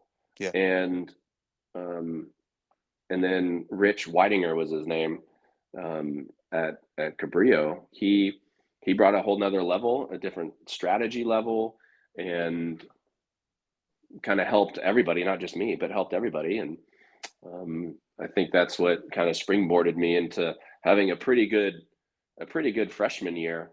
Yeah. Into being the MVP of that conference the next year as a sophomore. Yeah. So things were starting to change. Things started to change, and I mean, I hit almost 400, and I think I led the state in stolen bases or something like that. Yeah. And that's where it was like, okay, I've got something. This is good. There's another level. Like D1 was the next level for me. Yeah. Uh-huh. And so I was like, okay, now what? Do I have a shot to play D1? Pro ball was not even on your radar. Wow. No way. I just wanted to keep playing after my sophomore year. Yeah. And so being the conference, MVP, I was invited, and I think another couple players were. I know one other one from my team. So you didn't have to be an MVP to go to this junior college all-star game, which was at Cal, which is Cal Berkeley, right? And so I got to go to that, and we had like a 9-inning game, and there's probably 150 players, and you'd run the 60. Yeah. You'd play catch, you'd take some batting practice, and then you'd play like each pitch. It was designed for the pitchers too, to get ample exposure to all the college scouts that were there. And so, and maybe there were some pro scouts, I have no idea, but you would play 5 outs of defensively while the pitcher got to pitch for 5 outs. And then you got 1 at bat. Man, isn't that crazy how it goes sometimes? Right. 1 at bat. Yeah. So I ran a pretty good 60, and then I played defense pretty well, but I think what helped me was I just innately said, because was the leader of my team, I was like, hey, let's go. Hey, we got freaking 3 outs. Hey, ball hit to you. We're going to third. And I'm yelling this. I'm just trying to be a leader on the field. Yeah, vocal. Yeah. And not to be like, to point, hey, everybody look at me, but it's still baseball, even though this game doesn't really count. Sure. It's like, hey, let's run this. And that was something that they liked. That was the Gonzaga coaches that liked that. Yeah. And that's, I think, where I got on the radar with them. Yeah.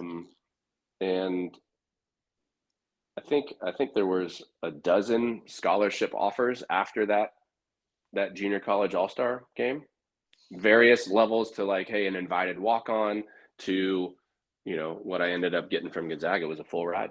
Can you name any of those schools? Do you remember any of them?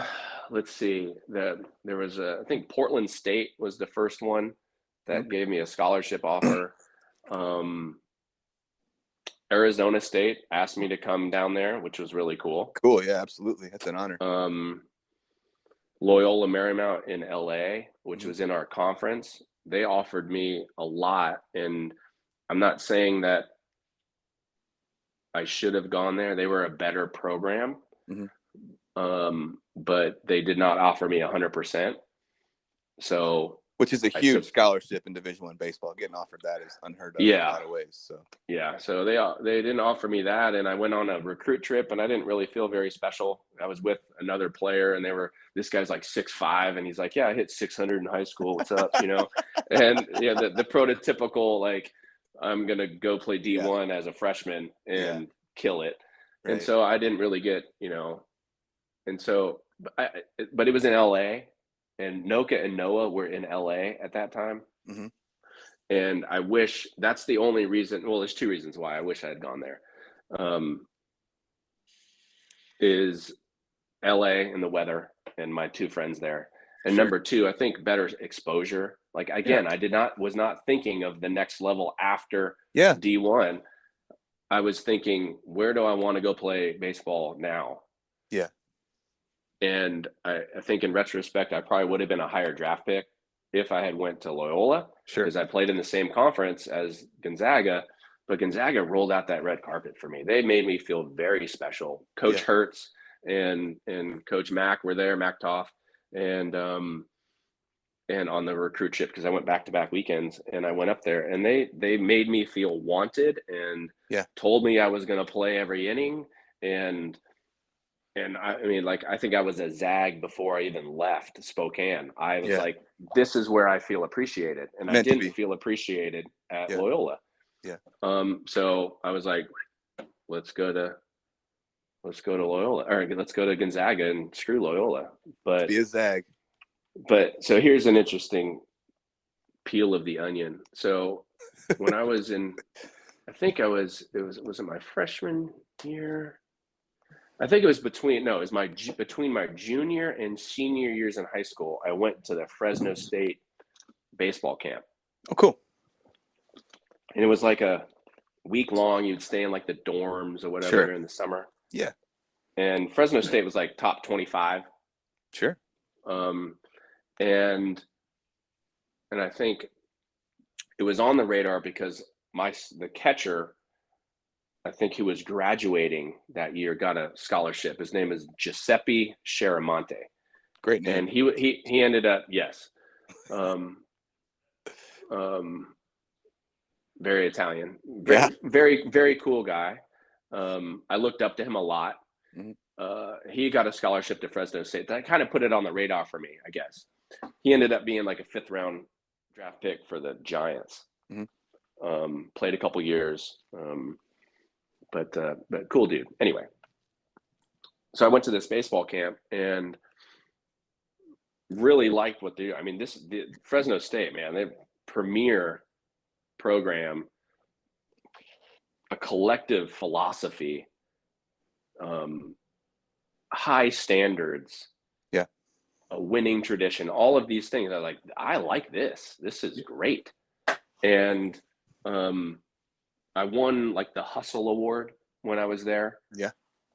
And I learned a lot about baseball that year, and hopefully that carried over to my senior year, which is fine. But I wanted to go there, and I told them that. I said, "Hey, I'm a senior over here," and I'm sure they're using that camp as a regional recruit, right? Yeah, absolutely. And they're like, "You know what? We don't think you're ready for D1.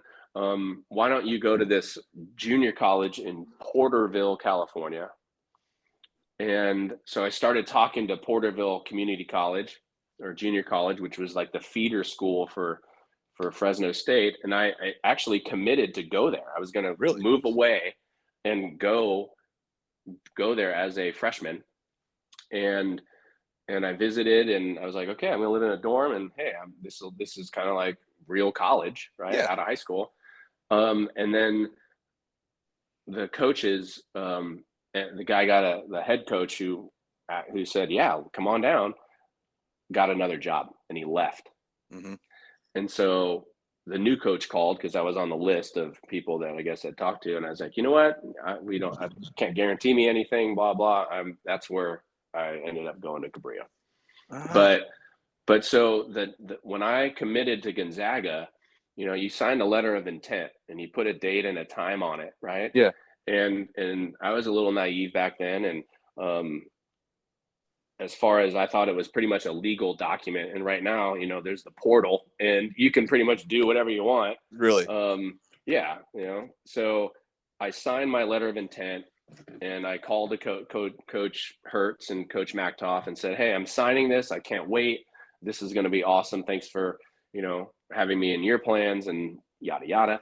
Yeah. And I signed it, I sealed it, and I took it to the post office. The next day, the head coach of Fresno State called me. And I said, you got to be kidding me. Man. And he said, we want to offer you a partial scholarship. You had a great senior year in high school, or not senior, sophomore year at Cabrillo. I mean, and I said, I wanted to come to your school 2 years ago. Yeah, where were you guys then? Right, exactly. And he said, we can offer you this, and maybe that'll grow, into your senior year, but we'll offer you, 50% or whatever it was. And I said, you know what? I've already signed my letter of intent. I'm going to Gonzaga, and I know we don't play each other, but, I'm going to honor that. I appreciate the offer. Yeah. And maybe if I had like some other influences in my life, they're like, no, go to Fresno State. Well, but I didn't come from very much money, and I didn't want to have that burden on my family and my mom, who was a nurse at the time. Uh-huh. So even paying, $5,000 or $10,000 a year was going to be a burden. Right. And so I took the full ride. And dude, I after talking with Coach Steve Hertz and hearing kind of how your relationship is and how I think you feel about Gonzaga, you obviously made the right choice, 100%. You're supposed to go be a Zag. You're supposed to go to Gonzaga. An absolute love story of a baseball thing here. I totally agree with you. I totally agree, because Gonzaga, I learned so much from Coach Hertz and Coach Mack and that program and their traditions. It was, I absolutely made the right choice. Yeah. It was life-changing for me. Yeah. To learn from them and to become a man, and not a professional, but almost, right? Yeah, absolutely. So I owe a lot to my, emotional and the development of me. Sure. I owe a lot to them. I absolutely do. I think that's why I bleed blue, and I got Gonzaga stuff all over my office here. Yeah. And it's and I bleed blue and red or white or whatever their color scheme is, if you want to call it. But I bleed Zag blue, and I'll be a Zag forever for sure. I love that. This was one of my favorite conversations, was talking with your former skipper, your head coach, Steve Hertz. Just like a very warm and nice guy, like I just felt instantly like I had a connection with him, and the warmth that came off when he talked about you was just, man, I can't wait to get into some of these quotes and clips. I know I've sent you some of them, but like he had me touched up a few times, just how he was talking about you and how deeply he respects you and your time with the Zags, and how you still honored them and still are a part of them in some ways. He talked about you know, when you had your 2003 moment in the big leagues, you came back and played in the alumni game. Yeah, that was really fun. He was like, dude, you're not playing. You're in the big leagues now. And you were like, I'm playing. You're like, I'm playing with my Zag brothers. That's what he said. True? Yeah, very awesome. True. Yeah. I don't think I got any hits. And I think that the real fun was the home run derby. I remember that because I got to hit with a metal bat for the first time in a long time. That was a lot of fun. Right. But no, the alumni weekend was awesome. I mean, that was, and I really, not ashamed, but I'm embarrassed that I haven't gone back. Life just kind of gets the best of you, and and those types of things. I wish I had gone back, and I plan to go back again and take Lydia there for sure, and my boys. Yeah. But no, I have the utmost respect and love for Coach Hertz and that program, and it translates really into baseball or into basketball too, just with the tradition and what Mark Few is doing with the basketball team. Because I was there in '98 and '99 when all this started for the basketball team, so I got a lot of pride and you know, the baseball team just doesn't get close enough to Memphis for me to go support them in the same way that I do with the basketball team. But man, a lot of great memories, and again, it shaped me in many, many ways that that attributed to, you know, how I was as a professional and how I am today. 100%. You ready to get to some Steve Hertz quotes and clips? Oh yeah, go right ahead. There's some touching ones, man. These are really, really good. I think the world of this guy. Here we go. Let's start with on who Bo is to him. Bo is to Steve Hertz. Question was, what is Bo Hart to me? I love him. I've always loved him. I know he loves me and my family, and he shows it all the time. And it's just a great relationship. So that's the kind of young man he is. He's a young man anymore. I know. He's almost a 50-year-old man now. Yeah, which is young in my count. But. All right, here's another one that I think is really cool. It's on celebrating the game and your recruitment. Probably my favorite story to tell about Bo Hart is that my assistant coach, who is now our longtime head coach since I retired, Mark Mackoff, and Mac was my assistant coach, and so he would do a lot of the travel recruiting wise, and he came back from watching Bo, and he goes, you need to go watch him. Okay. So I go and watch him, and it was I can't remember a better experience. Really? Watching a player play. And I come back to the house that night, and I open the door, and Vicky, who's always been involved in our recruiting and whatever either of us did, and she says, well, how was he? I go, he celebrates the game when he plays. Man, that quote right there. He celebrates the game when he plays. Gosh. You know, it's I've heard him say that before. Yeah. And every time I hear it, though, it's like hearing it for the first time, because the way it makes me feel too. And he that's the biggest compliment I think that I've ever gotten. Right? Is that like the greatest quote you can get? He celebrates the game. Yeah. Gosh, he almost made me tear up when he told me that. I'm about to tear up right now just thinking about that. Gosh, what a compliment. All right, let's Steve Hertz on Bo's energy. Because he was so much energy. I mean, it was amazing. And to be in the dugout with him, you kind of miss a lot of it if you're just watching him, you know, from the stands. But he just electrified everything. He was that guy, Blake. He was that guy. If you're coaching against him, you go, oh crap, was this guy again? Yeah.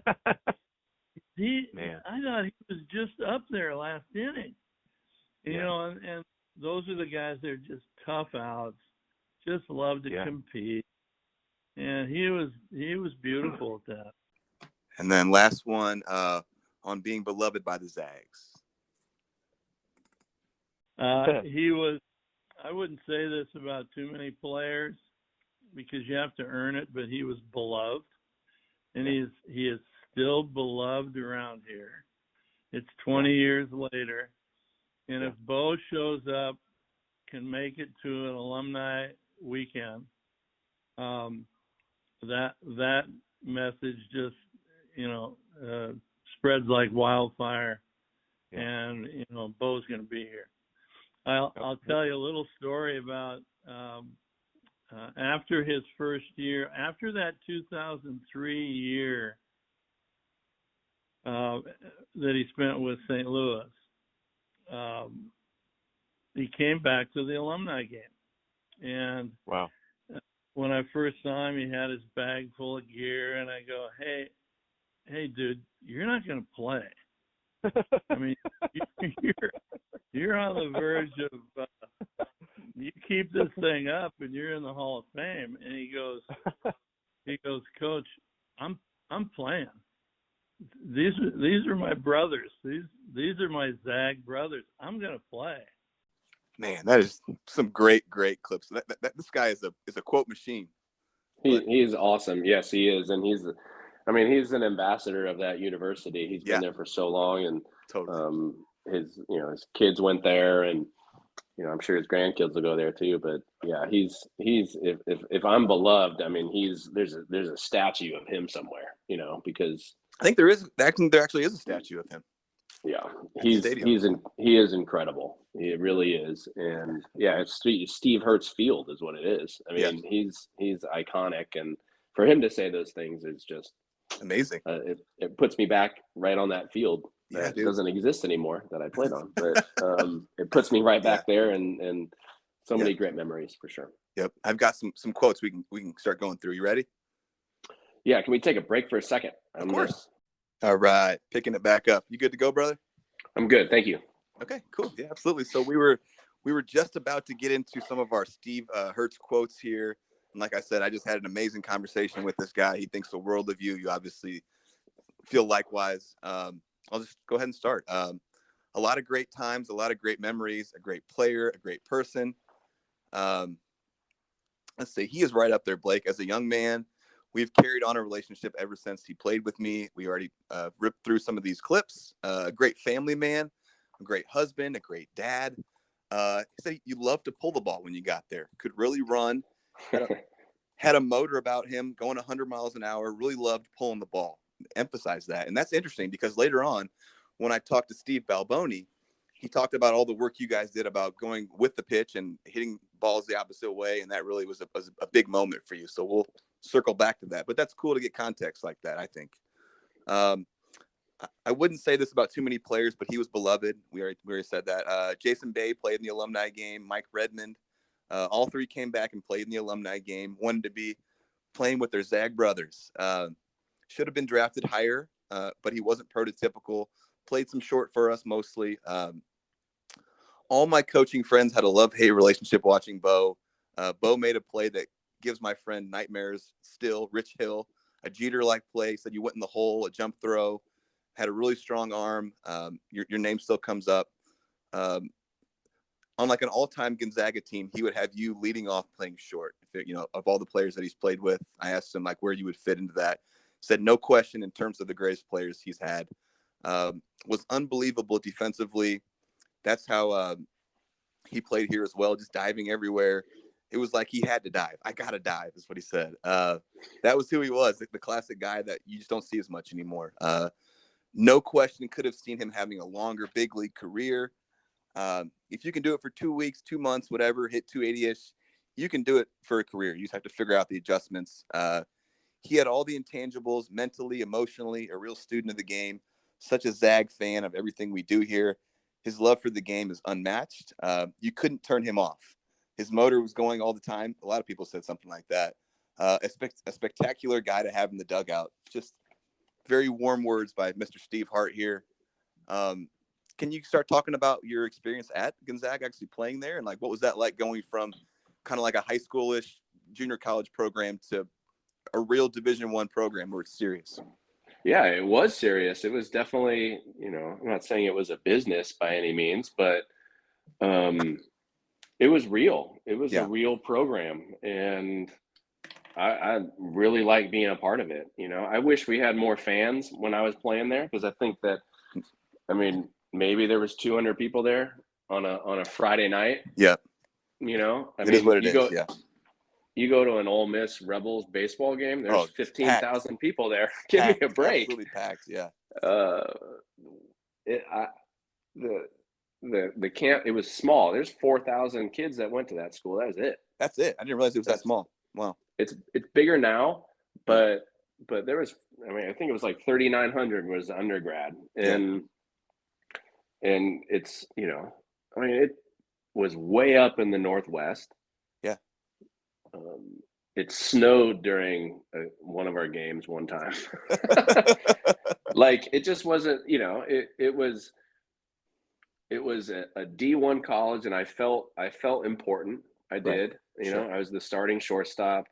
But it was small enough to, whenever there was a basketball game, I sat in the exact same spot, 5th row, free throw extended, in like the lower section of the gym that the basketball team played there. It was so intimate. It was great. I had a couple of friends I still talk to, Jared Hertz being one of them.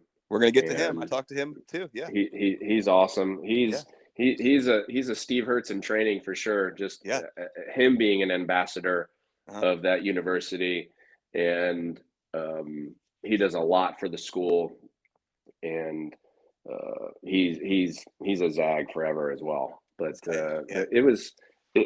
I liked it because there was, the classes were hard. I'll be honest, the classes were hard. Yeah. It's a private institution.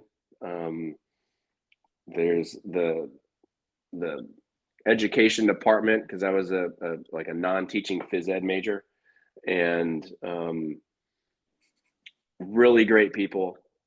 The director of the education department is still there. Wow. Like, she was great. She helped me with all my classes, and trying to, get as far as I could, as long as I could, while I was still there. And it was a really close-knit group of about 20 students. Yeah. And a couple baseball players. I think there were 2 other baseball players, or 3 others in that. And then there was like some volleyball players and some mostly athletes and tennis players and soccer players, all kind of mixed together, but we all had the same classes together. It was great. Yeah. So again, it was that small, intimate feel of good friendships and things. And, but playing there and traveling, because our first time each season on the field was our first preseason games in California. Wow. Yeah. So we'd be in the gym taking ground balls. We would be, it's not the same, having simulated games. No, having simulated games in the cages, and taking batting practice and trying to see some live pitching. But when you're in a gym, the lighting isn't the best. And so you're getting something out of it. And so are the pitchers, but we'd go on a road trip. I remember we had 8 games to start our season. I think my senior year, on the road, all in California, and we went 1-7. Yeah. And that stunk. But just because they've all been on the field 100% forever. I'm from the Midwest. I totally get this. 1,000,000%. Yeah.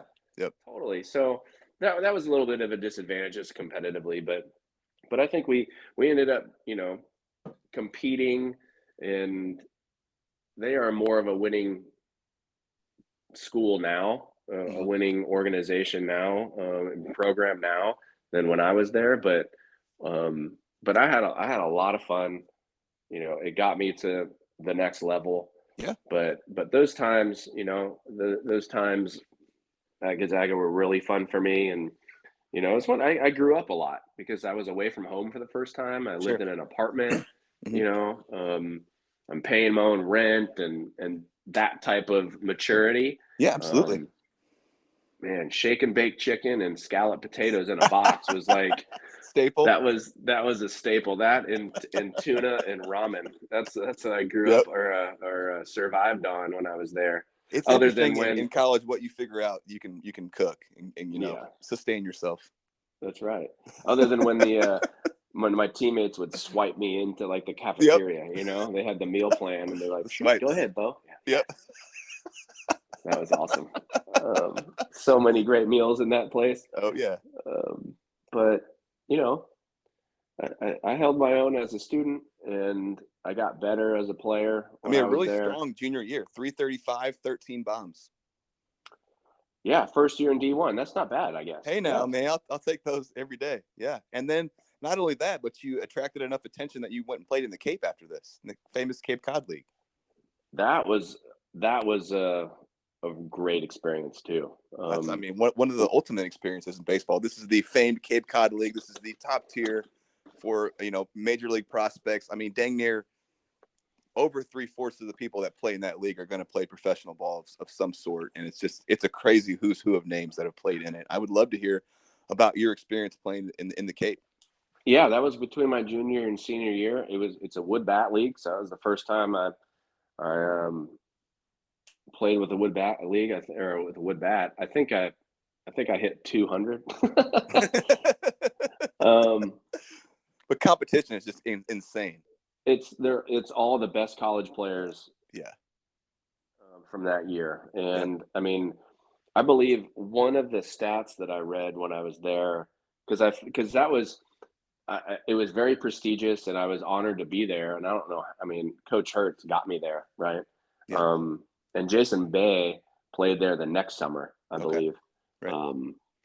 But kids from all over, like from the SEC and from, you know, the Pac-12 or Pac-10 back then, kids everywhere. The most impressive person there that I played with, played in the big leagues for years for the Rockies. His name is Garrett Atkins. Do you remember that guy? I do, absolutely.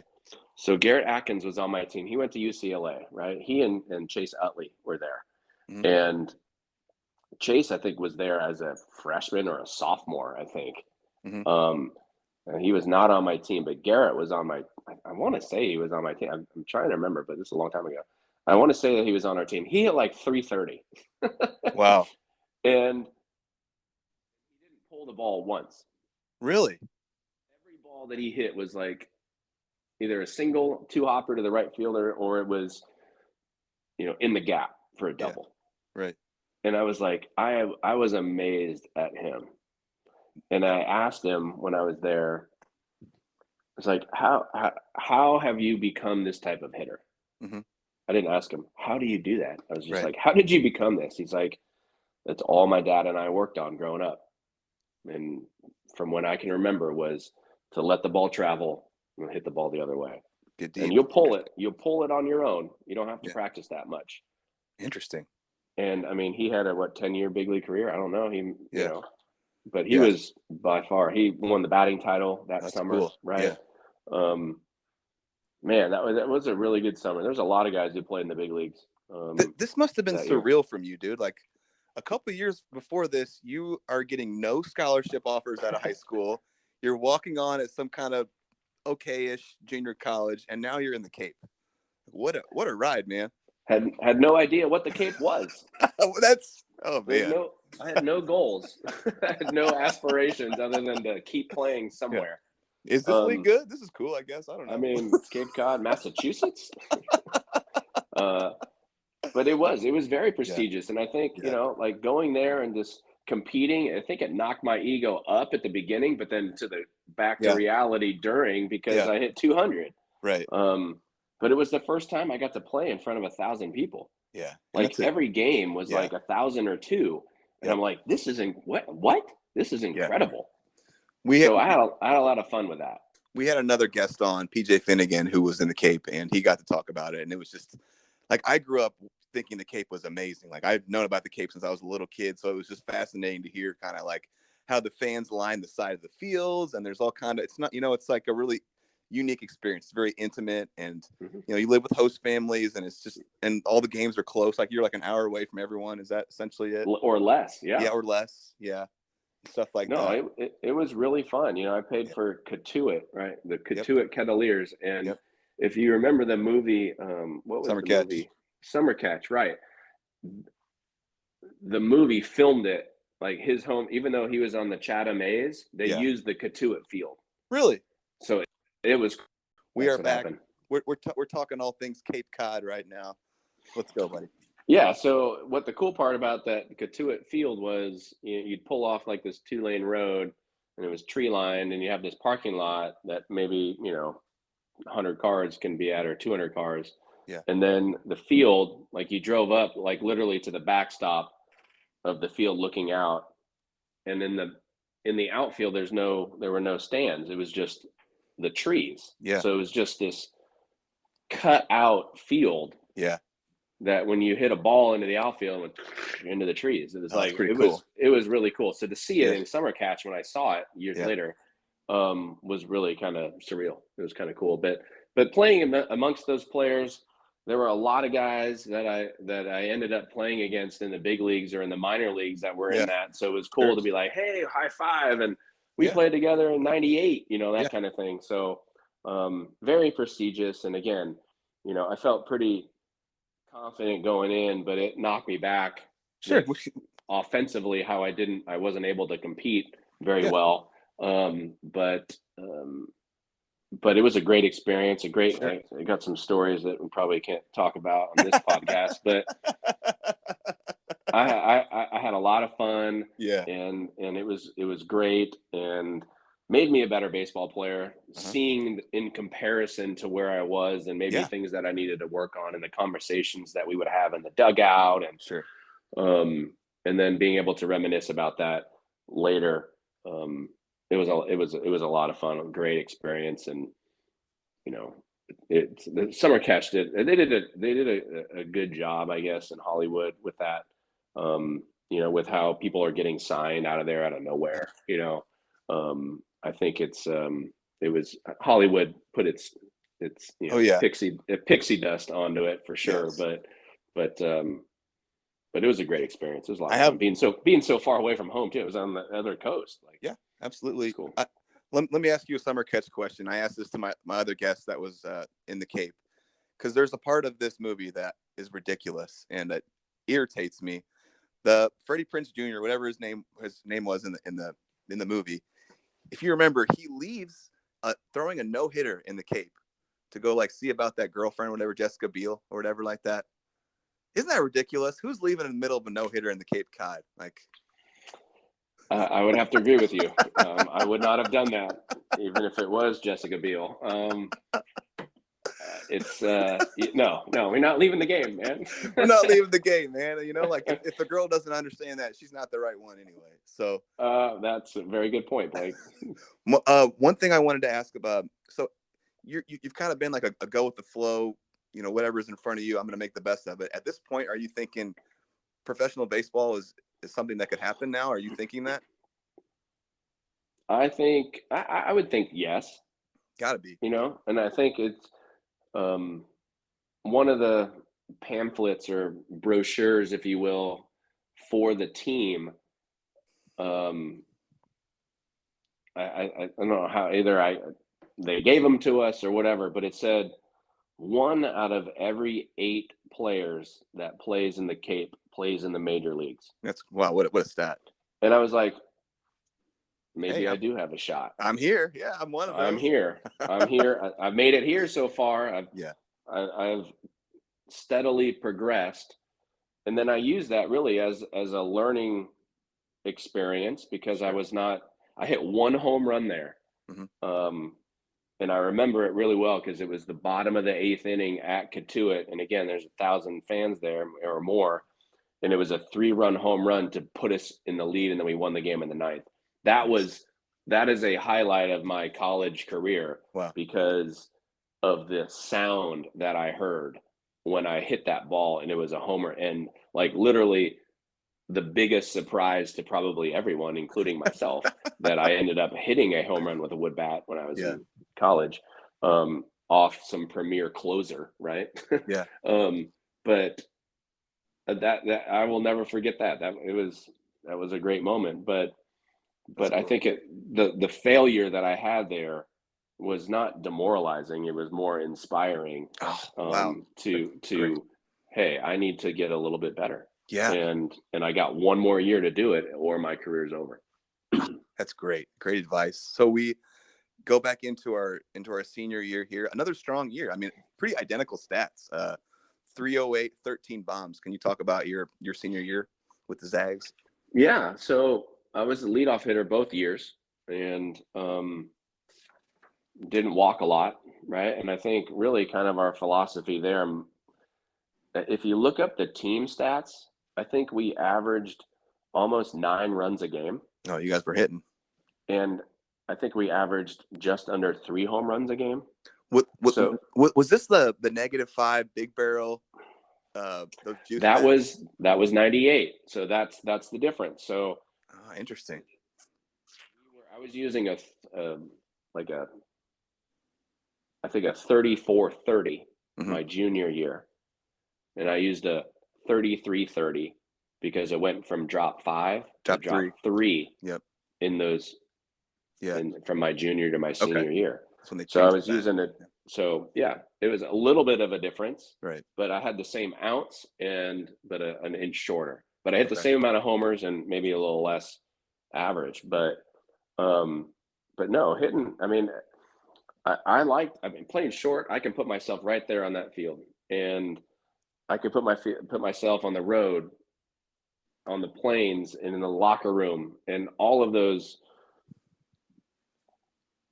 I think the experience that I had there, and it wasn't like, okay, I'm a good baseball player. It was, okay, maybe there is a chance for me to play after this. Yeah. Because I was a first team, all conference, and I was, again, not always comparing myself, but comparing myself as far as what do my stats look like in comparison to the other shortstops. Sure. And I think I don't remember if there was other shortstops that had the power and the average. They had one or the other. Right. So, but then I could play defense too, and then I could run. Yeah. And like Coach Hertz said, I had a lot of energy and was a good leader on the field. And so it was this formula that would allow me to get looked at, or for people to come watch me play. Yeah. And organizations, and maybe get drafted. But again, it still was not the goal of mine. It was just like, maybe there's an opportunity. I can't do anything but perform today, or this series, or this year. It wasn't, I would get phone calls or letters in the mail saying, hey, we'd like to, consider you for the draft, fill out this draft card, send it back in, that kind of thing, make sure you're eligible. But it was, It doesn't sound like you put a lot of pressure on yourself, which is awesome. I didn't. It was more pressure to perform for my teammates than it was for me to get to the next level. Yeah, that's pure. I like that a lot. I like hearing that. I've got some great Jared Hertz quotes and clips, if we could get to some of those before we get out of here. And crazy thing, he sounds similar to Steve. Like their cadence, their voice, like, and their his nephew uncle, right? Isn't that the relationship? That is right. Yep. Yeah, it was crazy, and he even said some things that were like exactly almost the same as Steve said it. So let's just play a couple clips here. Sure. Let's go. This one's called Jared Celebrate the Game. So my man Bo is celebrating the game. Joyful approach to the game. Yeah. That energy. I've played with plenty of guys that played hard, but Bo did more than just play hard. He played, with that same level of energy, but with a joy to it. And it's important to understand that doesn't mean he was screwing around and joking. It wasn't this loose kind of grab ass. It was just a celebration of the game. He celebrated the game every time he played it. That's what we're going to name this episode. Here's the next clip. This played with joy. He played the game with such enthusiasm and joy and energy. Yeah. And it just translated into success, and it translated into being a leader that you wanted to follow. But I wouldn't say he was serious, because he had a blast playing the game. Yeah. And he just had a joyful approach to it. And the cool thing about Bo is that that's how he lived his life, period. He just had a joyful energy in general. It wasn't like he just turned it on when he was playing the game that he loved. Yeah. I love that. But for me, he was a team first guy, and played the game with joy, strikeout or home run. Yeah. And I needed that in where I was in my career. I had transferred from another Division I school. Yeah, those are some really great ones. And he really went into, he said he kind of transferred over, and like you were huge for him in terms of like maturity and helping him along the way. And he said he kind of came in a little bit like maybe like a younger punk, like had some issues to work through as a baseball player and whatnot, and that you were huge for him. And, it was amazing to hear him say that, because I did not know that at all. Really? Because I listened to that full recording, and for him to say those things like that was awesome. That's it's one of the special parts of this. It really was. It's and when all this is done and they get to, he wants to hear it, he and I are going to have a conversation where I get to go, hey man, not like, hey, why didn't you tell me? Like, we're in college. We sometimes have a hard time expressing ourselves. And I think he had a hard time coming from UCLA, where he played, like, give me a break, Pac-10 and premier program, to come to this small private school in Spokane, because but his uncle is also the head coach. Sure. I'm sure he had a chip, and he wanted to prove, and he probably was pressing kind of hard and wanting to perform. I mean, I think that year he hit 20 bombs. Like, I think he did just fine. So I think I'm glad that I helped him with that transition, not to turn him into somebody or to fix him or anything like that, but to give him maybe not an example. I think that's arrogant, but to give him, a little bit of a barometer of like, okay, everything's going to be fine. But I need you to be the baseball you, and, stop worrying about what you can't control. I love that. I've got some great quotes here. If you're ready for me to, we'll just kind of roll through his quotes, and I think we'll kind of wrap it up for part one here, if you're cool with that. Yeah, buddy. All right, here we go. He said, you guys were only teammates for a year, essentially, and he came at the semester. So only teammates for about 5 months, one quick season. I transferred in during his senior year, but our 25-year friendship has stood the test of time with only that lone season. He's still a dear friend, a true friend. He said he taught me a lot as a young punk. I didn't approach the game the right way. Watching him, being around him, showed me the right way, how to be a better teammate, a better person. I came from UCLA. We just touched on that, where there were questions about my ability to play D1 baseball, my maturity, and that manifested into a lot of ups and downs, selfishness, etc. What helped the most was having a much better teacher, you. The prescription that I needed was having a peer that did it the opposite way, Bo. He was so successful in how he did things, and that helped me turn it around.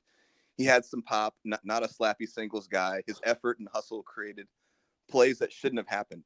He would get to balls and make plays that shouldn't be made, not because he was so gifted athletically, but because he had that extra effort and hustle. He would run through the wall. He was that type of a player. I'll never forget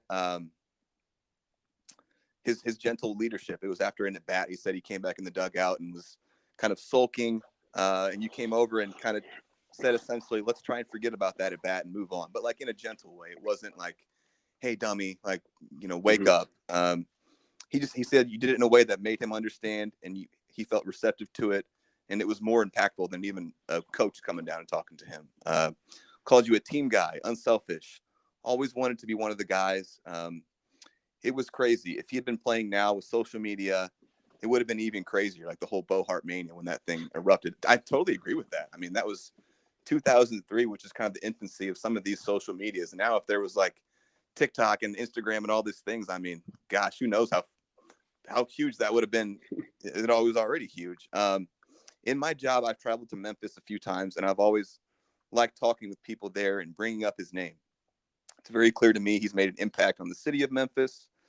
No surprise he decided to raise his family there. It's clear they appreciated his joy for the game. They loved what he stood for, the energy that permeated through him.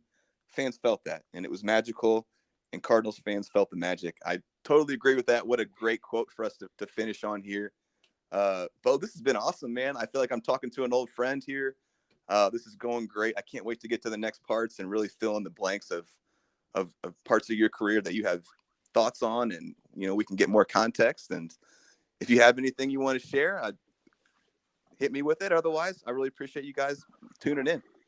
No, this has been really great, to kind of break down some things and talk about, the high school and college and everything that kind of was leading up to this point where I'm a senior in college and maybe I have an opportunity to play after. I still did not have any idea if that was going to happen or not. Yeah. And I'm glad it did, but this has been really good, and I appreciate you for putting this together, and appreciate you. We're halfway done, who knows, but this is we're leading into the next phase for sure. But no, this is great. This has been awesome. When we get back, we're going to get into Bo being drafted, his minor league experience, important experiences he had in the minor leagues along the way.